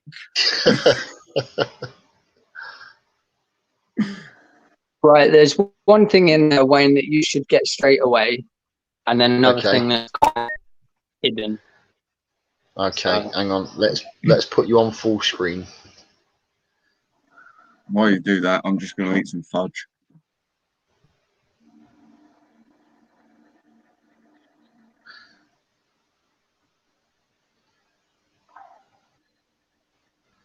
Or do you know what, mate? I don't think I'm gonna get it this week. The resolution is terrible. I know. I need to switch to my data, see if that does anything.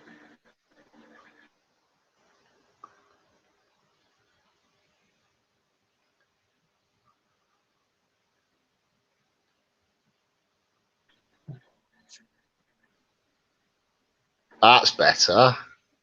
There we go, we got it. Let me see.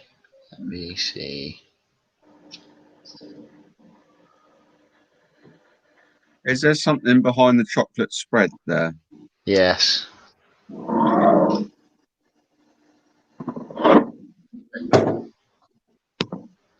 That's that sachet that was there before. That's fine. No, there's something there next to behind the fruit cocktail. Next to that bottle. Hey. Something next to that. No. If I did that, you should get it.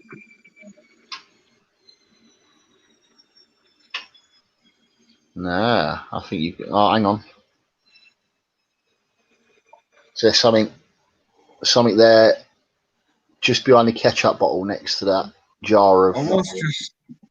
There we go. Oh, look at that. That's smart. I love That's it. what's new. How do I get one of them?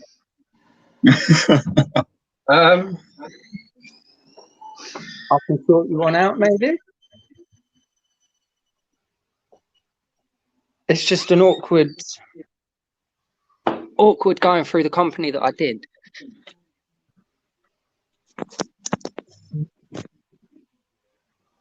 Are we still here? Yes, we are. Yeah. You're not though. Ah, there you are. Switch it around. There we go. Yeah, that's really smart. That I like that little shot glass. I definitely have to have one of them. That's looking good.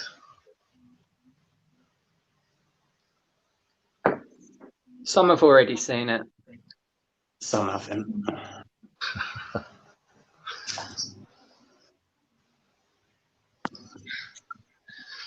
Ah, yeah. You have to. What's the issue with the place that you get them made from? Why is it a pain in the arse? It was just communication. How long it took for them to get back. Okay. They were like, on the website, it was 24-hour service, customer service, blah. Oh, no, it wasn't.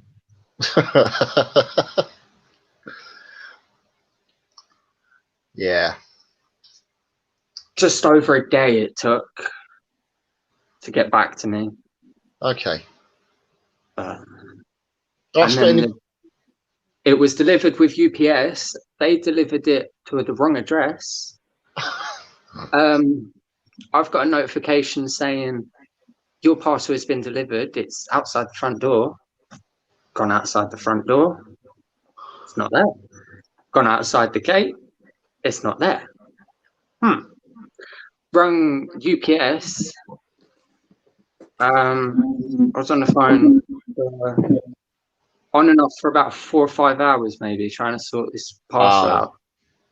And it ended up that the delivery driver was an agency driver, so temporary worker. Yeah. And he delivered it 2 doors down. Oh. Brilliant. So, yeah, the woman's rung me back and she's like, they might have delivered it a couple of doors down. I know it's not your place to, but do you want to go and knock and check? I did do. Knocked. There was no answer. I was like, all right, I'll check again in about an hour. Knocked again. No answer. I'll check again in about half an hour. Third time, there was an answer. It's a nightmare, but yeah, I finally got it. I mean, how many doors do they expect you to knock, though? You know, a couple up. What's that? Well, apart from anything else, why would they deliver it 2 doors up? Can they not read a door number on a parcel? Yeah. It's like, number 48. I'll tell you what, let's deliver it to number 46 today, just to mix things up a bit. Stick a note through your door. We've delivered your parcel to 2 doors down.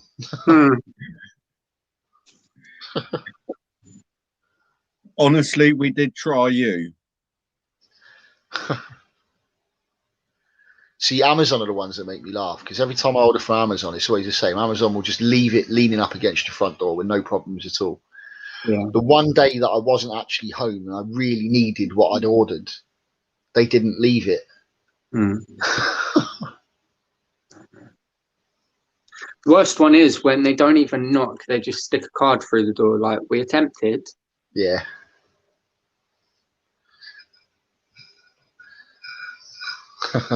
That happened with one of my spider orders once.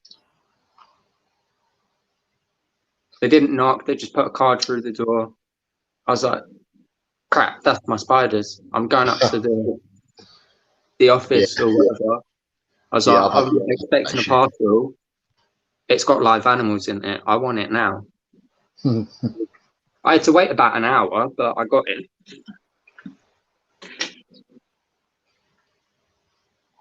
If it was delivered by Royal Mail to us and it got taken back to the depot, we turn up there and we just go, there's spiders in the box. I guarantee you we would have our box within 5 minutes. It would all of a sudden magically appear underneath the desk, and it would be Take like, it. just take it.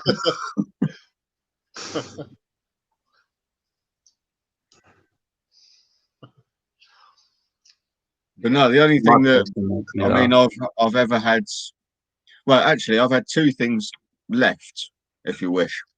Well, one was a set of drills, brand new DeWalt drills I bought, and they just left them around the back of the house. No card through the door saying we've left them, or no email, no. Just said they've been delivered. And that was it. Don't know who it was delivered by because I bought them off of eBay. Yeah. And my other thing was I bought a load of live food, and we had a microwave outside, which was our letterbox, because we don't have a letterbox or post box through the door. Yeah. And they left my box of crickets out in there because no one knew they had turned up, and no one knew the part. It was like, I didn't know till the next morning. Oh no.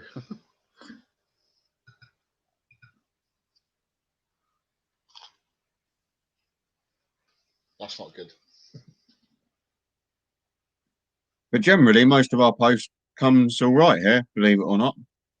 For such a small little island, we don't really get many problems. Yeah. Yes, See, Tanya, a microwave. It's a bit hit or miss here. It depends. So incoming post doesn't seem to be that much of a problem. It seems to be most of the outgoing stuff that's an issue. So like, I'll take stuff down to the post office, and all right, to be fair, it's like a really tiny little, like, pokey little shop that's got like a post office counter in it. It's not an actual post office. Yeah. But we'll take stuff down to there. They'll take it on and get it sorted and everything else. But then when you actually check the tracking thing on it, because you've expected it to have turned up, and you check on it, you're like, well, I put it into the post office and it didn't actually leave until 2 days later. How does that work?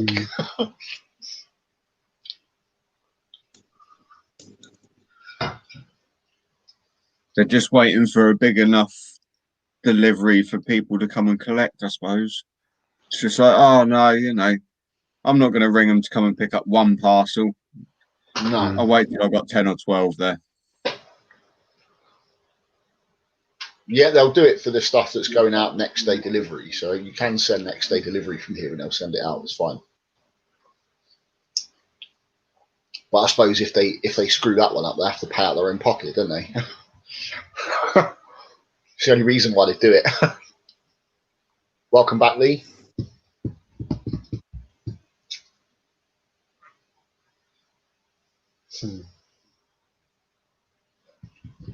So, what did we have for dinner, everyone? You know what I had? I saw yours. Looks good. Looks almost as good as my bag of chicken wings from the other day.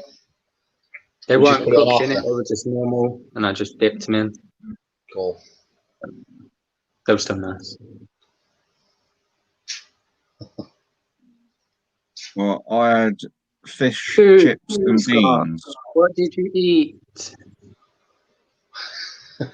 It's but he can't hear us, so. So, sorry, what was that again, Tom? What did you have? Fish and chips? Fish, chips, and beans. Fish, chips, and beans. It's a good combination. I don't like peas. When people say I had fish, chips, and peas, I don't like peas. I quite enjoy peas.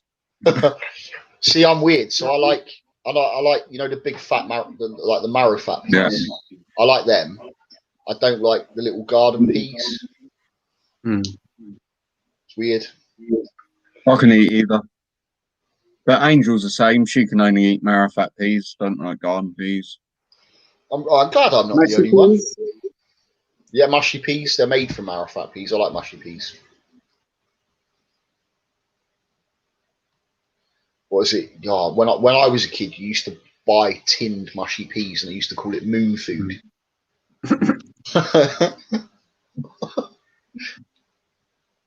Moon food.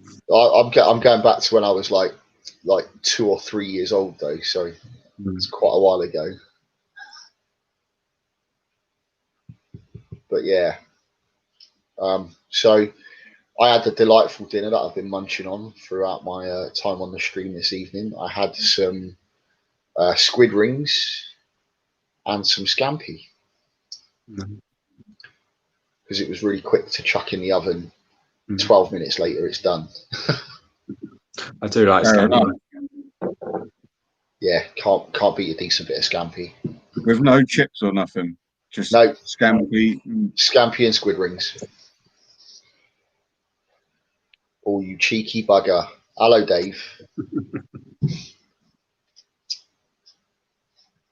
Dave, you're only like a year or 2 years behind me, mate. You'll catch up pretty soon.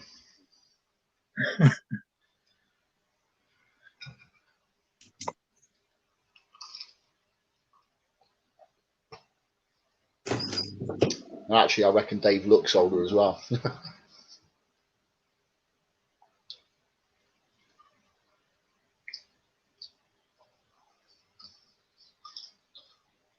There you go. See, you're only as old as you feel.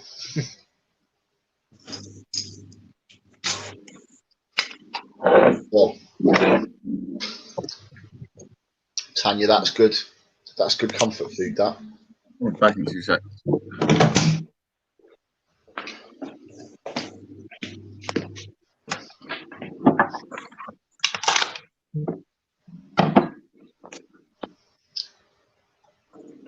Washing machine's down. We're back in the kitchen. Awesome.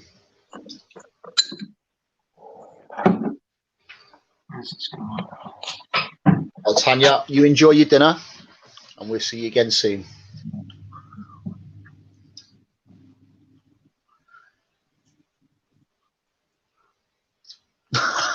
The consistency of the rings. What, as in that they're not all the same size? They're all different sized. It freaks you out. Hi, Annie. How you doing? How random.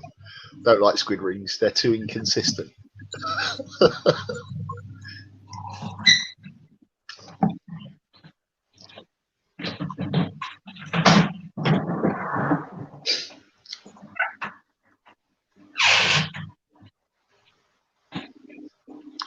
Tyler, there might possibly be some obsessive compulsive issues going on there.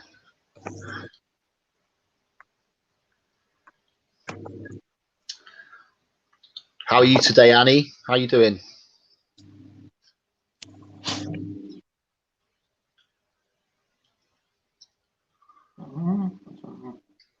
Good.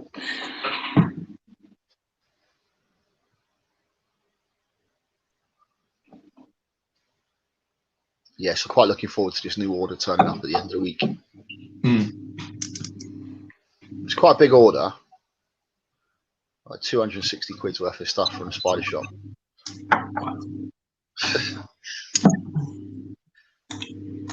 I'll be doing an order soon, and this is kind of. She wants her own. Okay. I showed her a C Versi. And she's like, yeah.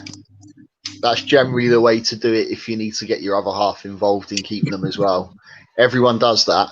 But look, it's a nice shiny blue one and it will turn into a pink fluffy one. but it's going to be hers. I'll have to get my own. But Angel hates them when they're adults. It would be rude to just buy one, wouldn't it? You'd have to buy at least two. Well, all I've seen is they're very delicate, the slings. So they can be. Yeah. I'll get I two. won't. Just I in won't. case. I won't buy them with slings again. Problem is, try to get grown on. I've done this once, so I know how it is. Ooh. Ouch.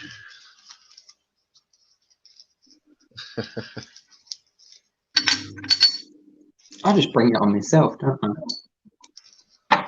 I think there is a little bit of a masochist in you, isn't there?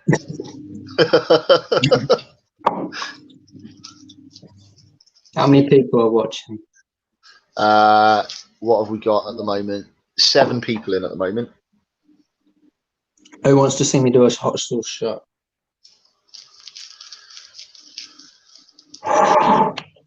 Because Well, I mean, the 2 out of the 3 verses that I had, like I say, I lost one the other morning or month. The other 2 are still doing perfectly fine, and I've had them since tiny. Yeah, I think it's just because like I've tried to keep them so many times. Like when I first started out, and I had such bad luck with them, it's just kind of it's ruined it for me now. yeah, It's sort of like I don't have the confidence. I mean, not that I think I would do anything wrong, but because so early on in keeping them, I lost so many slings. It was just like they're doomed. They're doomed to fail. It's pointless buying them because they're just going to snuff it. no. Come on, everyone. Who wants to see Stefan do a shot of hot sauce?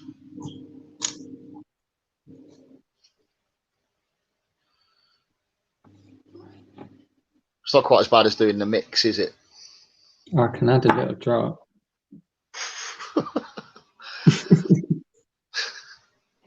I will. Actually, I'll wait until we get comments. Yeah.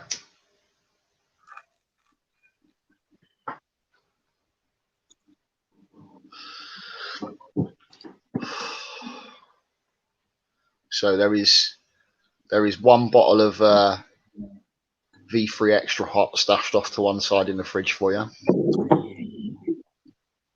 So I'm running low. I'm going to have to make up. Say again? Extra 10. Yeah, it's an extra 10 chili pods.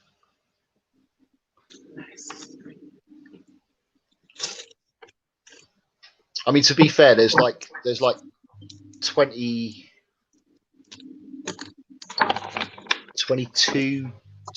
chili pods in the V3 anyway on its own.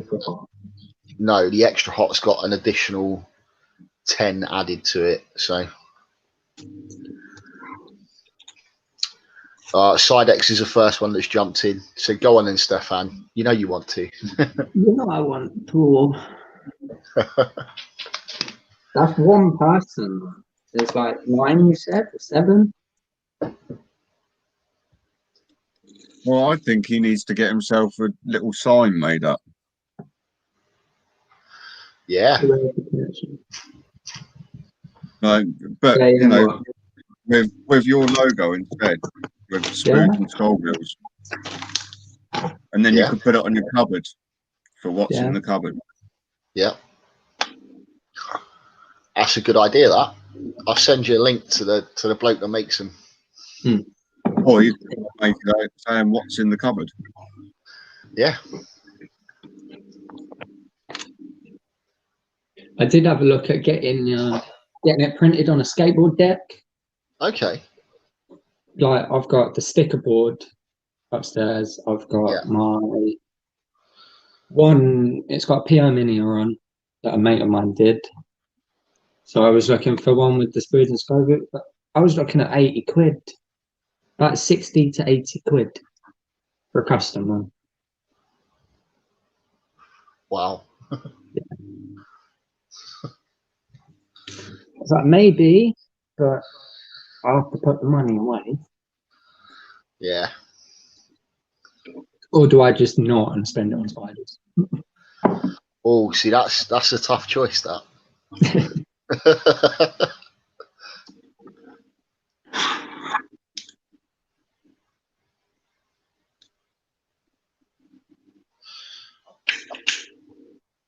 Still only 2 votes. Everyone else is just sat in suspense, watching. Lurkers.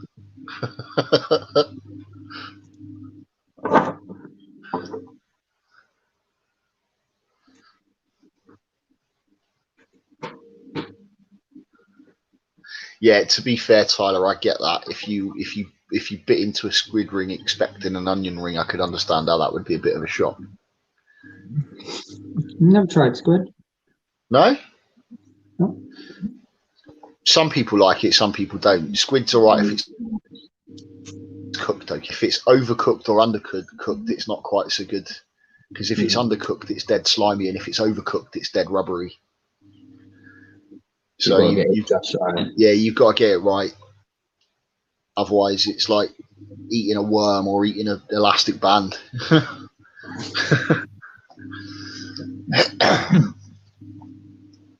I like getting garlic and chili salt squid from our local Chinese. Yeah. Yeah.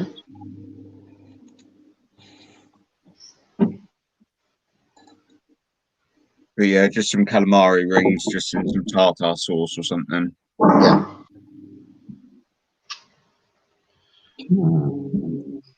Go on then, dude. All right. I've done this yet. For someone that was only going to try this, there's quite a lot gone. Yes. So the one thing that I did notice with the sauce, actually, when I cooked the chicken wings in it the other day, it does tone the heat of the sauce down a little bit. So not loads, it just mellows it down slightly. Yeah, I found that with the meatballs. Yeah. I But did it's another good. stuff.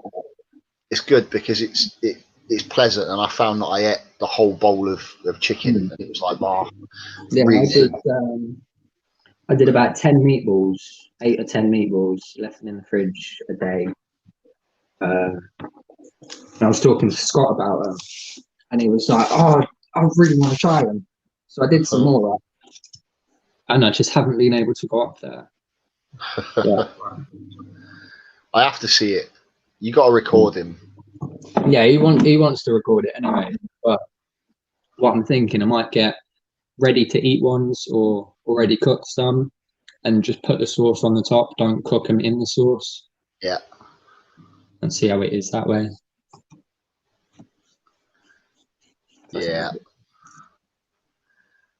He's gone very quiet again. Are you still there, Scott, or are you still on the phone?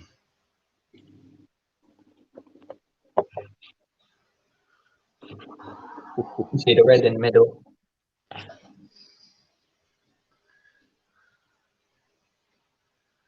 See how the paste now is slowly starting to be able to pour a little bit rather than when he first got the bottle. Yeah. Yeah, that was. See, the bonus is at this stage, mate, because it's so concentrated, that stuff. When you get about halfway down the bottle, you could like top it back up to 2/3 with a little bit of water, give it a shake up. It will thin it down, but you won't lose any of the heat. Nice to know. So you can extend the life of it a little.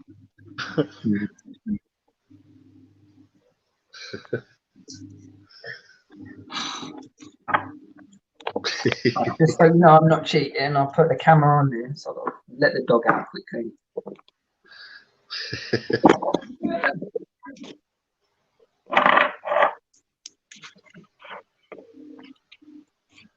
Oh, There we go. Seaside X, I like bananas, but I can imagine given like if you weren't a fan, that texture might, yeah.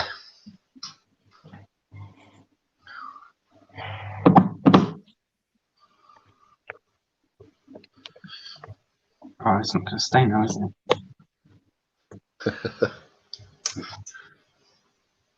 You ready? Yeah. Oh, Yeah. look at that.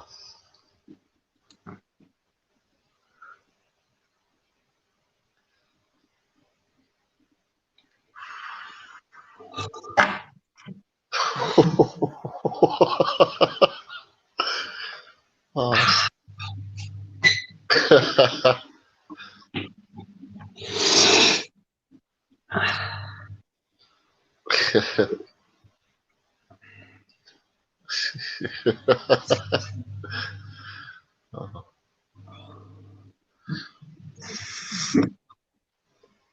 Oh, here come the hiccups. I was going to say, here comes the hiccups.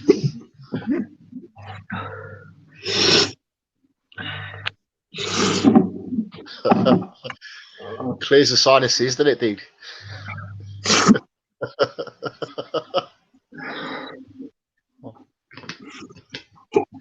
Oh my god.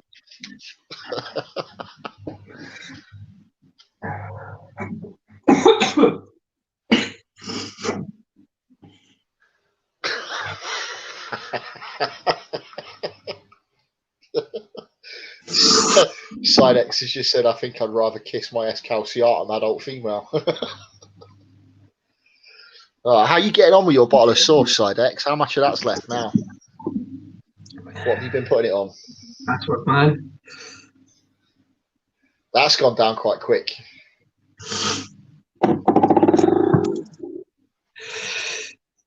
You're going to need that bottle I stashed off to the side for you pretty soon.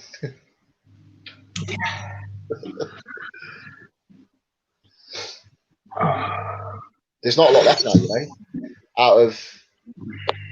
Out of what did I make? 80. I made 10 bottles. 10 bottles of the standard, and I've made 8 bottles of the extra hot. I've got the standard left, and 3 bottles of the extra hot. Oh, cheese toasties, nice.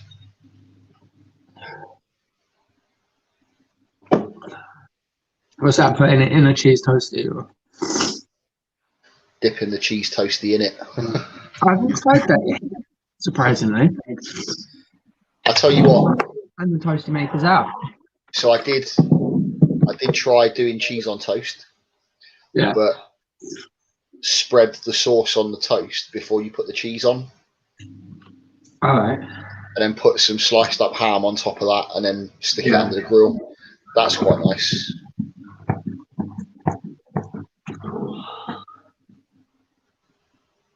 Mini pizza bread with chili sauce as a base. Yeah.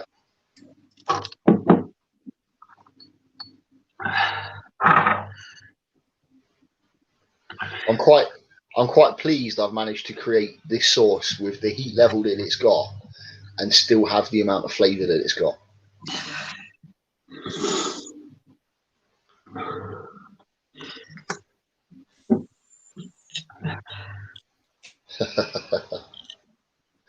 Yeah. It kind of makes me want to make some cheese on toast now, though.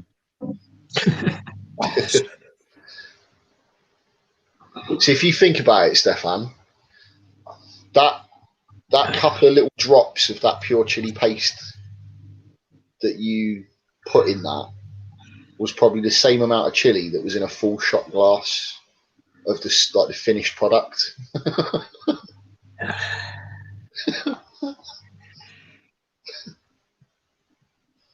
It's lethal. It's lethal stuff. So go on then. You've done quite a lot of like different chili challenges and stuff now. So Ian's just come back in and said, "Hey guys, just got back," and I can instantly tell Stefan's been on the hot sauce again. Yeah, you just missed him doing a shot of it, dude. We'll wait for it to settle down from the sides, and I'll do the rest of it. So yeah, like I said, you've done quite a lot of different chili challenges now. So apart from my sauce, on a Scoville scale, what's the hottest that you know you've done? What's the hottest that I've done? Yeah.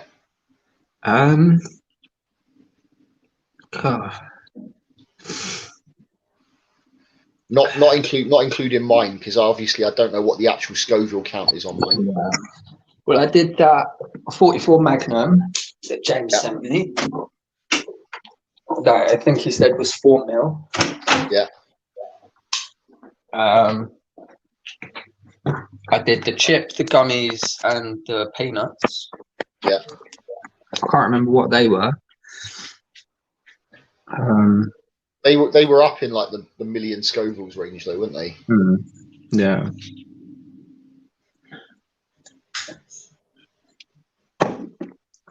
But yeah, it's probably that 44 Magnum. So how does that other stuff compare to my hot sauce? That's nothing. As in what? Mine's hotter. That's the hottest thing I've had. Yeah. So for that pure paste, then we're probably getting close to the full strength for Carolina Reapers in that, I reckon. Full 2 mil. Is it 2 mil that's got Carolina Reapers? 2.2. So 1.5 to 2.2 Carolina Reapers. Yeah.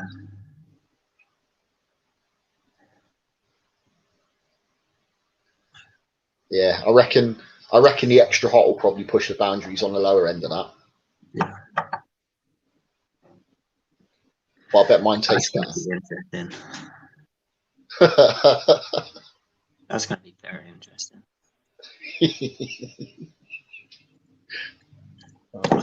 Do you watch what's his face? Any of Johnny Scoville's videos? I have watched some, yeah. Yeah. He's got the cheese balls challenge. Yeah. I want to get that.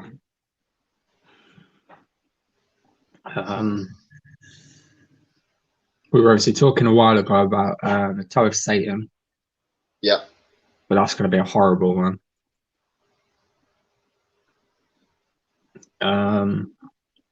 I've got some hot sauce on order actually.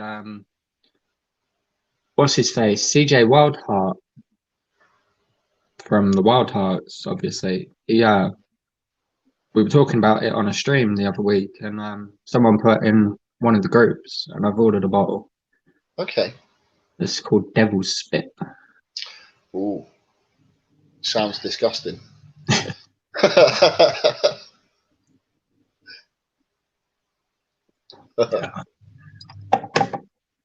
But yeah, apart from that, I don't know. Because I want to do more challenges and all that, but yeah, I just don't know which ones to do.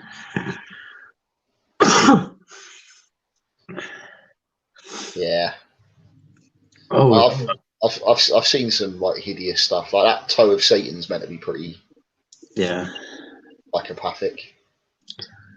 I've seen the instant regret chocolate bar. Yeah. Oh, there was one that me and Scott were gonna do together. Some chili as it gradually gets hotter, but I just haven't got around to ordering it yet. Yeah. Oh.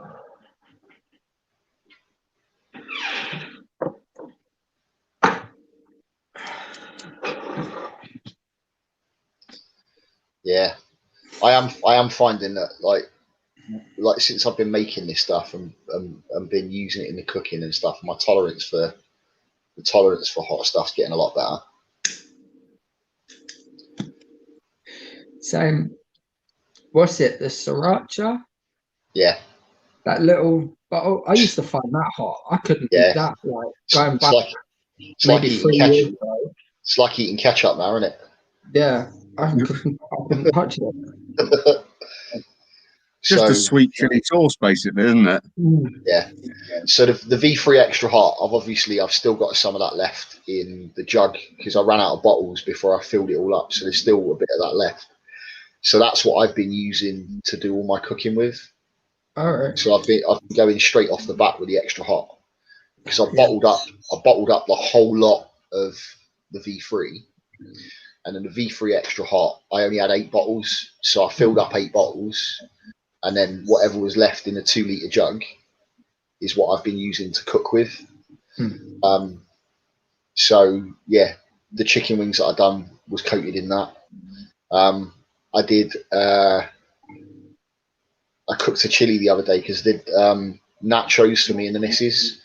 So I got the Doritos and then put the chili on top. So I made the chili from scratch for that. So I did the mincemeat, added the tomato puree, all the other bits and pieces, and then I used a good glug of that extra hot V3 in to give the chili the heat. That was quite nice. And that's the bonus with that. So if you cook like a spaghetti bolognese and you've got a leftover bolognese, if you add a couple of tablespoons of that hot sauce to it, it turns it into a really decent quality chili.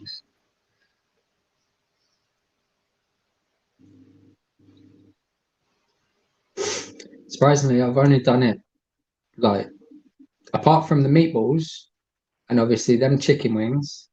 Yeah.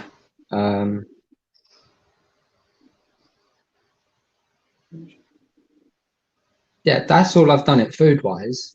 But this, all the rest has been doing shots. Doing shots or doing tablespoons.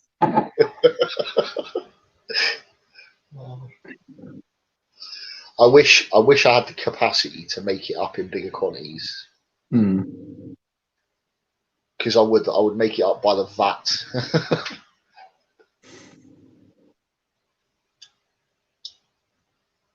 But yeah, still, I can only make it up in relatively small. One day. Yeah. Well, it's something to look forward to. Maybe that's a retirement plan for me. Set up a little commercial kitchen dedicated just to making like super hot sauces. That's all I need. A little like allotment to grow chilies in, and then a little kitchen on the side of it to produce the chili sauce.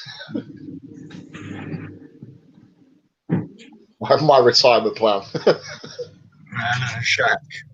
Yeah, a man in his shack.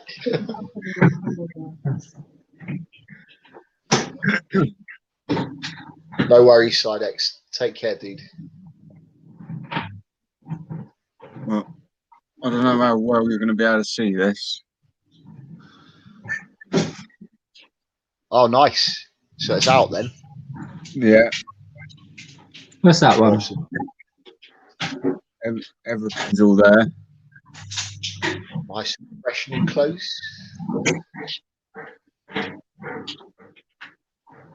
Okay. You'll be able to see it a bit better.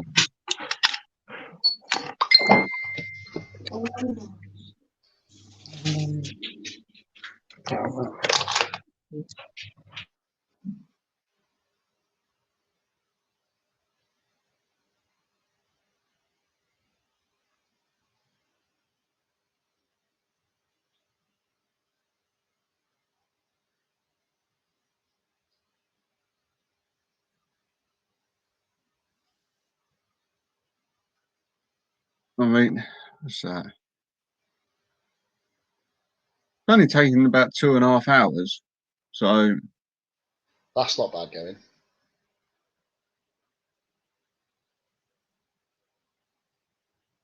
but then I suppose you could just about class it a juvie size now. Yeah.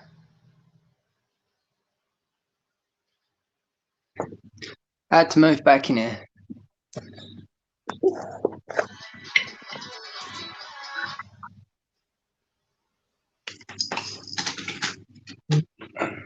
Yeah. Settling down.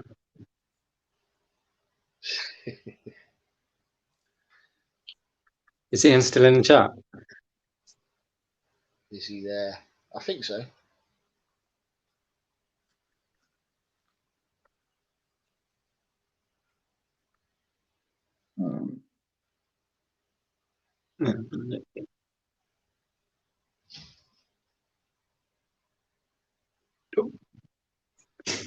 Yeah.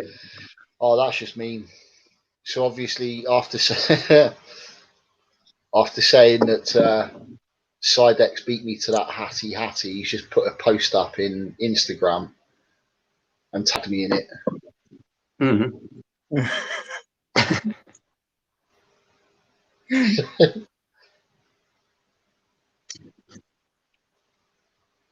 So he's put that picture. Not that you can really see it. Tilt it a little bit. Yeah, you can't really see it, but it's like a split screen, 4 pictures. I'll see it later. Hattie female, and he's put. So she's in a fret posture. She's seriously pissed off. Sorry, She's a happy girl. This one. Sorry, stone circle tarantulas, and then a big laughing face. Ha ha ha ha. That's just mean.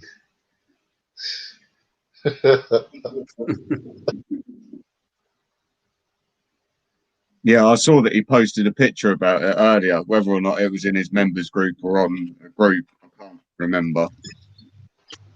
But he had posted a picture, and there's one literally that she's pretty much on her back. Yeah.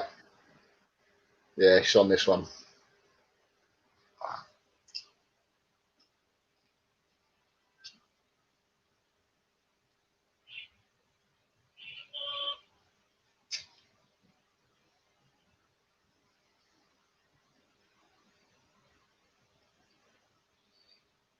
Yeah.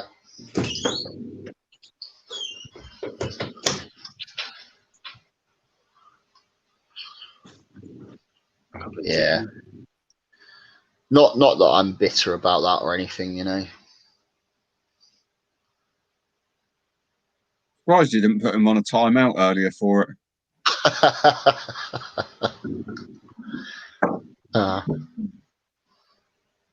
There we go. That's the last of it.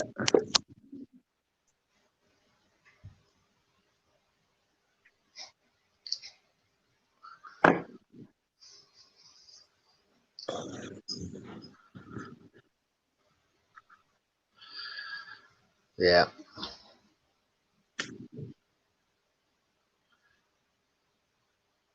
So yeah, somebody keeps hanging around in the background and waiting for me to try and buy hatties so they can steal them out from under me.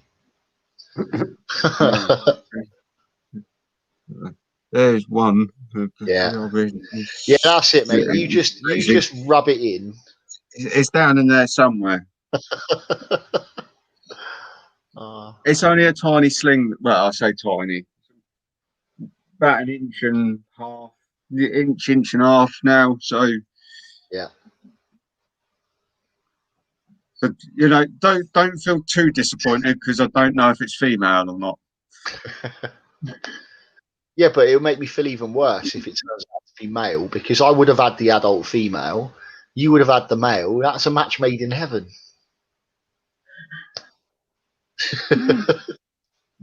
Yeah.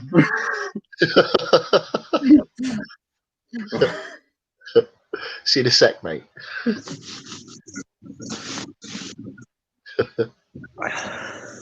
Oh.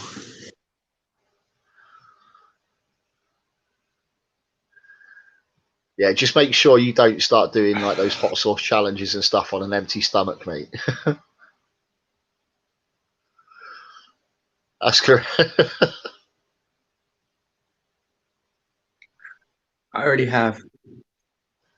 Wasn't fun. No, you want to be careful because that shit will start chewing holes through your stomach lining. You're too young for stomach ulcers, mate.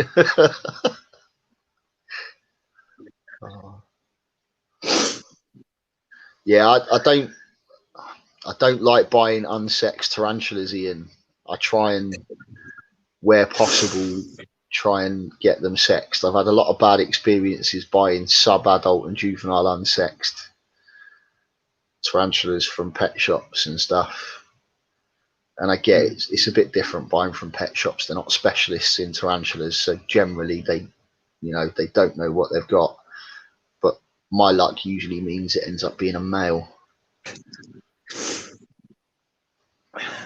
It's always the way. Yeah. Although to be fair, I've bought stuff from specialists. I've bought stuff from specialists like tarantula suppliers before, and been assured that it's definitely a confirmed female, only for it to go and have its final molt into a mature male. So it's pet shop prices as well. There's something in the back of my mind that I think it's because I'm tight-fisted a little bit, to be honest. I don't like spending out more than I have to at pet shops. Yeah. when most pet shops, because obviously, like the place up the road from us, they usually get some quite good stuff in. But the problem is they order their stock from the spider shop, so they get it in at the prices. They get it in at the prices the spider shop sells it for, and then they just double it and put it on the shelf. So it's like, well, why would I come and buy it from you when I can order it from the same place you order it from? Exactly. And get 2 for the price of what you're paying. Exactly. You know, yeah, sometimes it's the convenience. And if it's a, like, for example, if it's a confirmed female, paying that little bit over the odds for it if I'm buying it from a pet shop, if I know it's definitely a female. I mean, I did that. Yeah, I did. They had 3 juvenile Theraphosa sturmi in my local place. Okay. And it's the only one of the Theraphosa genus I don't have a female of at the moment. So I've got 2 female T blondies. I've got a female T apophysis. I've got a male T apophysis to go with it as well. So I need a male blondie, but I need a female sturmi. I've got a juvenile male sturmi, but I want a female. So I asked the lass in the shop, like, can I get your sturmi out and have a look and sex them, because they're really easy to ventrally sex. Like anything over sort of 2 or 3 inch leg span with those, and you can kind of, it's really simple to ventrally sex them. And they were all males. Like all 3 of the ones they had in, all 3 of them were males. But I mean, they were selling them at like 140 quid. Jeez. But if it had been a confirmed female, if there had been a confirmed female there, I would have paid that. I know that's slightly above odds for it, but I would have paid it for the confirmed female.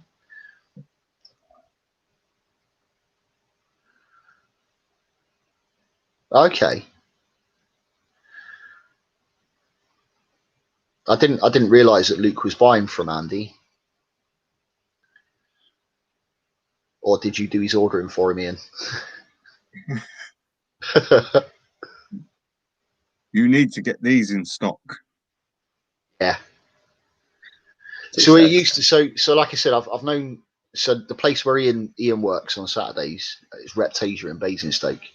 So Reptasia first started out in Farnborough when I was living in Aldershot, and I was probably one of Luke's first regular customers when he opened the shop like 8 years ago or whatever it was. And like we'd go in there constantly. Like we were always in there, like guaranteed. I'd go in almost every day after work. And like it used to always, if anyone came in asking questions about tarantulas, or we got a new batch of tarantulas in, or any of the bulk orders that came from Gaia Biological, which is Lee Arden's like side business, his whole wholesale business.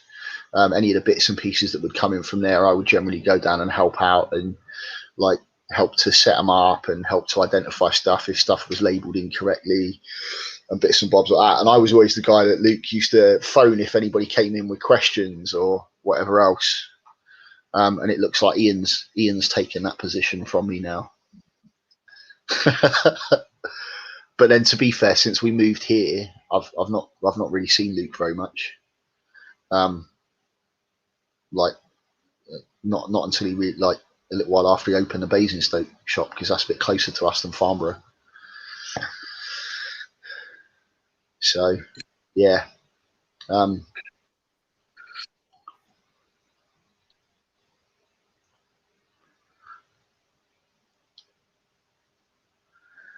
can you have too much, Ian? How can you have too much? There's no too much. Although to be fair, it is a reptile shop. They do need to keep space for other stuff. I would be terrible. That's like our one. They do have tarantulas, but they're all kept out the back. Yeah. If they have any. See, I'd open a reptile shop and I'd have 3 snakes, a lizard, a frog, and 400 tarantulas. And then I wouldn't want to sell any of them because it'd be like a giant collection all of my own. Is that one for sale? No. What about that one? No, No, you that can't have that one either. No. No. Oh. In fact, actually, so many legs I haven't looked at for a while to see what new stock they've got in. But then this is the other side of it as well. So people like Luke, when he's ordering for the shop, he gets eyes on some of these lists before they even hit the websites. So sometimes a lot of the good stuff is gone because it's been bought up by the retailers before it actually goes live on their websites and stuff like that, which is a shame. But yeah, I'll have to either pop down to Basingstoke at some stage, or if you know off your top of your head, Ian, what's there, then let me know.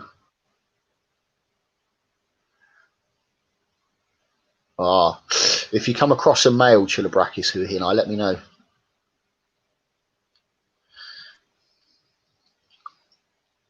Yeah, I know he started the wholesale side of it now. I'm gonna, all of my large terrestrial tanks I'm replacing with the Gigantera stuff. So I'm gonna go through Luke for that because he'll generally do stuff for me at cost. If you can ping me a list across, mate, that would be awesome. Thank you. You never know, there might be a couple of diamonds in the rough on the list.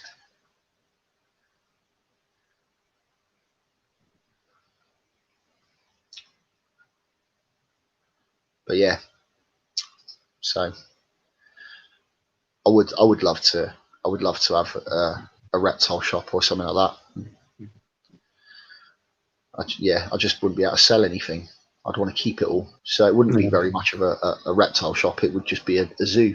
Yeah. Come and have a look. Then you What say you that. could buy. But most of these tarantula shop owners and stuff like that, they have their collection, like breeding collection, don't they, basically? Yeah. So in some respects, you could still keep a collection because you could keep it for breeding purposes. So yeah, that's true. I would still end up with just a mini exotic zoo, and that would be it.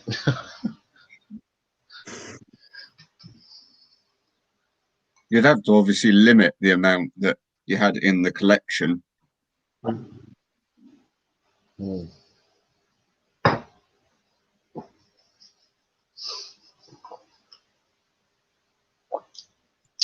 Yeah, when Luke was first like thinking about like franchising out, and he was thinking about looking at a new premises, he looked at one.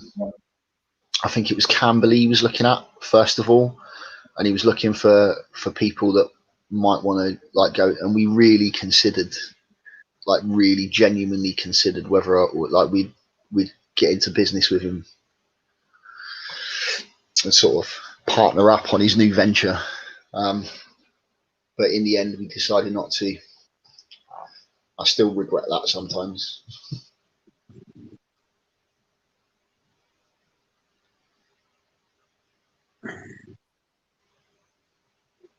Although the Camberley store didn't end up taking off, so probably just as well we didn't with that one in the end. It wasn't Luke's fault. It was just he got like massively messed around by people that were supposed to be setting up the warehouse and all that sort of stuff.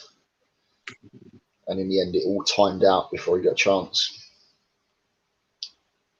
What would you do? What would you do as your retirement?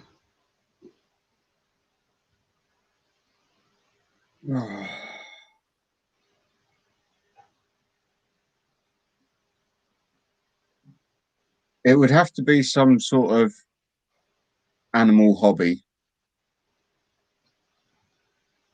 Not sure what, but it would have to be something within animals. Yeah. That, and maybe take a few days out fishing. Yeah. So my dream retirement job, if I could have anything and just walk straight into the job, my dream retirement job would be the curator of the invertebrate house at London Zoo.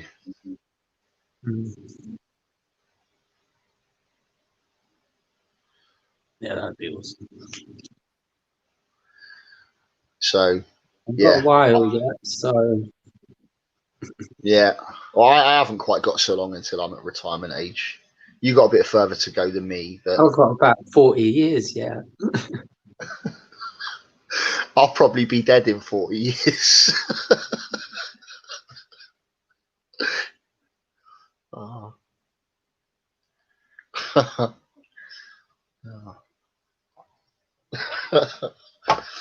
No.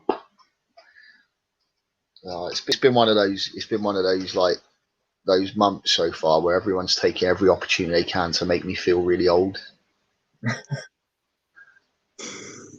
Like it's Sarah's birthday next week, so you know she's turning. She'll hate me for saying this, like to the entire world, but she's turning 44. And then, so my stepson's coming up to stay with us next week, so he can be here for his mum's birthday. My stepson's 25 next birthday. He's got a daughter, which makes me a step granddad.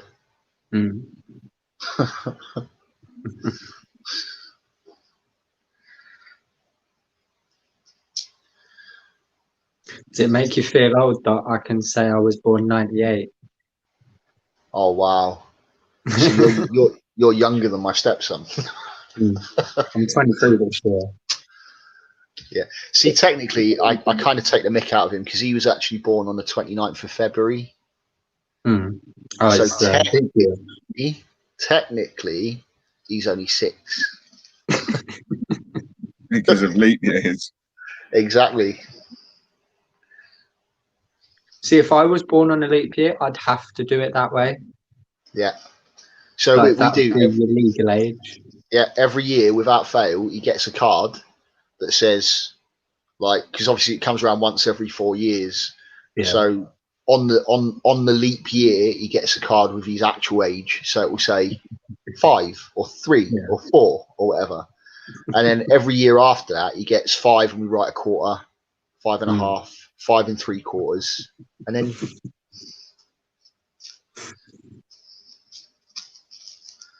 has to be done. You'd probably have to take it that way, wouldn't it? Yeah.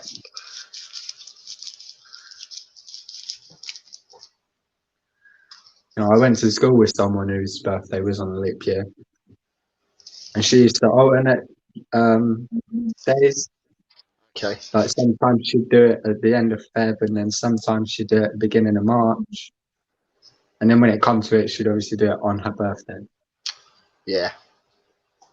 Yeah. Ben always celebrated the day before. So if it was not on the leap year, we'd always celebrate on the 28th. But I always said, no, you should wait till the day after because it's still a day before. It's not technically classed as your birthday yet. Yeah. So you should celebrate the day after because at least then it's the day after the 28th. It might be the 1st, but that's when your official birthday would be. Yeah. Having none of that. Just to have his birthday a day earlier.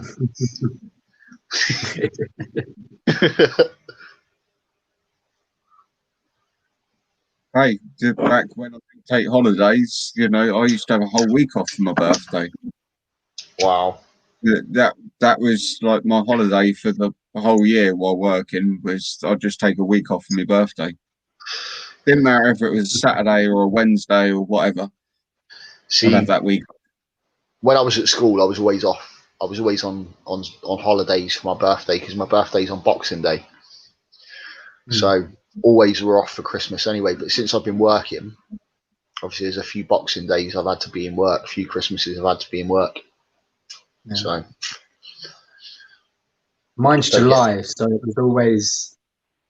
That's good. That's right in the middle of the year. Towards the last, like maybe week or so of school, and a couple of times my birthday was the last day of school, so it was pretty good. Yeah, everyone's celebrating that day anyway, aren't they? So just double up on the celebrations.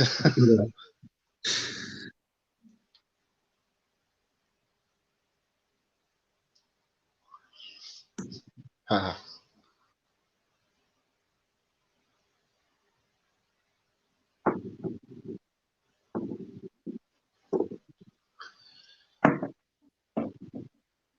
what time you starting work tomorrow, Tom? Normal time, 7:30, luckily enough. Wow. That's like half hour after I'm getting out of bed. In fact, no, I'll be up a bit earlier tomorrow. I've got to be in a little bit earlier tomorrow. My boss is leaving work to go out onto the training area at 7 o'clock tomorrow morning. So I need to be in just after she's left. So, yeah, not quite so bad. I need to find some work. Don't do mornings. Well, things are starting to open up a little bit more now. So yeah, hopefully soon. But I used to work at a skip hire place. Okay. But they just before, like when it was announced that we might be going into a lockdown and all of this, I had to be let go due to all of this. But it was truthfully because my face didn't fit. So they literally let you go just before the furlough scheme came in, so they could let you go without paying you anything. That sucks. Yeah, that's proper snidey.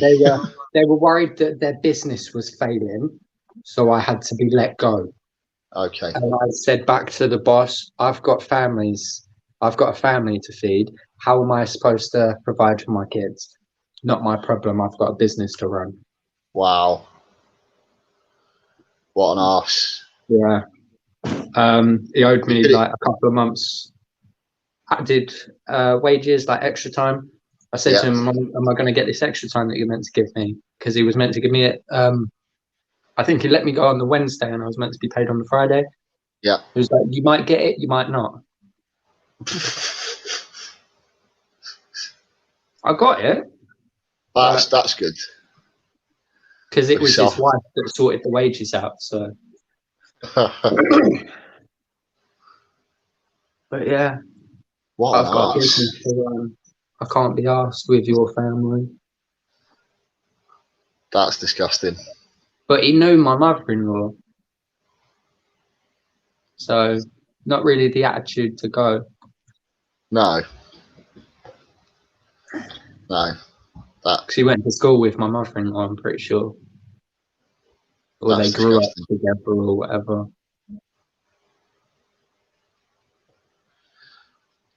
So what are your thoughts? What sort of work are you looking for now? I've always said I don't care what I'm doing as long as it brings money in. Fair enough. If you in an ideal world, if you could pick your vocation, what would it be? See, I'm quite fond of warehouse work. Okay. That's all pretty much what I've done since I was 16, maybe. I did a bit of school cleaning before that. And then I just moved on to warehouse work and it just stuck. So that's what I'm used to. So that's what, up until now, because my stepson's working in a bar now. Up until then, he was doing exactly that, warehouse work on agency. Yeah. And he quite enjoyed that.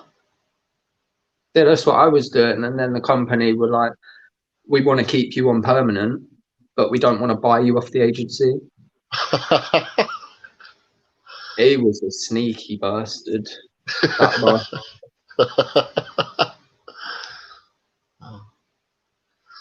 Yeah, if you've been working for the company less than 12 weeks, then the company have to buy you from the agency. Yeah, I was there for like a good couple of months, well over 12 weeks.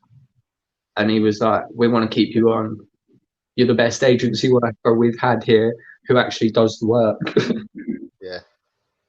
So I was like, yeah, I'll do it. Should have stayed with the agency because it would have been the same money what I was on weekly instead of monthly. Just exactly the same. Yeah. Well. Yeah. It was all right. I enjoyed it. We started until off. everyone started showing their true colours. Yeah, his first agency job, his first warehouse agency job was loading vans for Yodel. Oh, So he's basically putting all the pallets together that went on all the Yodel vans at the local Yodel distribution office. And then he went from that to some place that packaged up pallets of like soap or something like that. And then another place that bucketed up like commercial chemicals, and just bounced around doing various different like warehouse jobs through the agency. And he quite enjoyed it because it's not a job that you really need to use your brain for. So he just kind of stuck his headphones in and just crack on. Yeah, I was doing one. It was boxing up, packing and shipping band merch. Okay. And it was pretty cool. We there was this one massive order. It was a load of Metallica vinyls. Oh, what? V2, V1, Okay. V2. I think. Yeah. There's loads of different vinyls, CDs, the DVDs, the old cassettes that they'd brung out. Going around the warehouse, picking out T-shirts everywhere. That's mental. I loved it. Because if they had anything on the shelves that like went off of websites or anything, we used to get to take it. Okay. It was pretty cool. And then I did another one. It was Epsom salts, bath salts. Yeah. 25 kilo bags in a machine. Bag it up into like 100-gram bags. Pack it onto the van. Yeah, it's good, honest work. But I was trained on a forklift, but the Thai bastard wouldn't pay for my license. I bet he expected you to drive it though. I can drive a forklift. Yeah. I've just never had a license. That's the one thing you need to.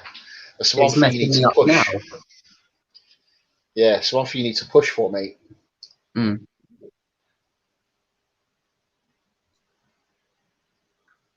It's like, can you drive a forklift? Yeah. Can we see your license? No. I don't have one.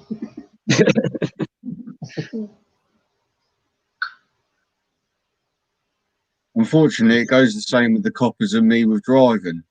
You know, if they pull me over, can I see your license? No. Have you got one? No.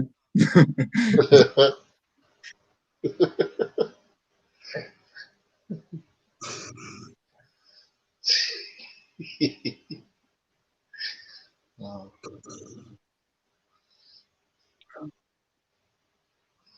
Bit different than a forklift. Yeah. Depends on where you're taking the forklift. Yeah, that's true. See, that's the bonus in my job. I get to drive some pretty epic stuff that I'm not necessarily licensed to drive. So I can drive tanks.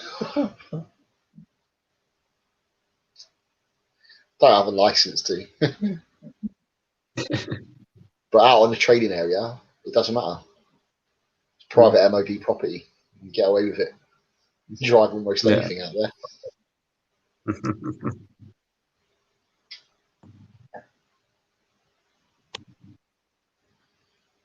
Oh. Right, gents, I think it's getting close to that time of night when we're going to have to start thinking about calling an end to the stream. We're down to 3 people in the chat. Oh. Tom's flagging already. Am I here? Oh, you got a bit fuzzy, mate. It's his bloody internet. Now you look like a magic eye picture. Hold on. Switch to my data, so it should be. Oh no! Hold on a minute. It worked. Oh. Mm. Well, yeah, gents, if you're happy, I think we'll call it a night there. And then watch this space. Hopefully, by the time We we're will due see on, you again in 2 weeks, but possibly Monday instead of the Tuesday. But either way, it's supposed to be James next, isn't it? It's on James's stream next. it is. Yeah. So hopefully, if he's available on a Monday evening, if we decide we're going to switch up to the Monday, it should be on James in 2 weeks. Sweet. Awesome. Right, well, gents, it's been a pleasure as always. The guys that are left in the chat, thanks very much for joining. It's awesome to see you. We'll see what crazy stuff Stefan can come up with for next week or the week after.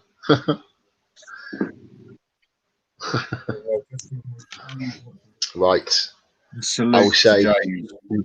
yes, I'll say good night now. Everyone take care. All right, good night all. Thanks for joining. See you and we'll see you later. again next time. See you later, guys. Bye bye.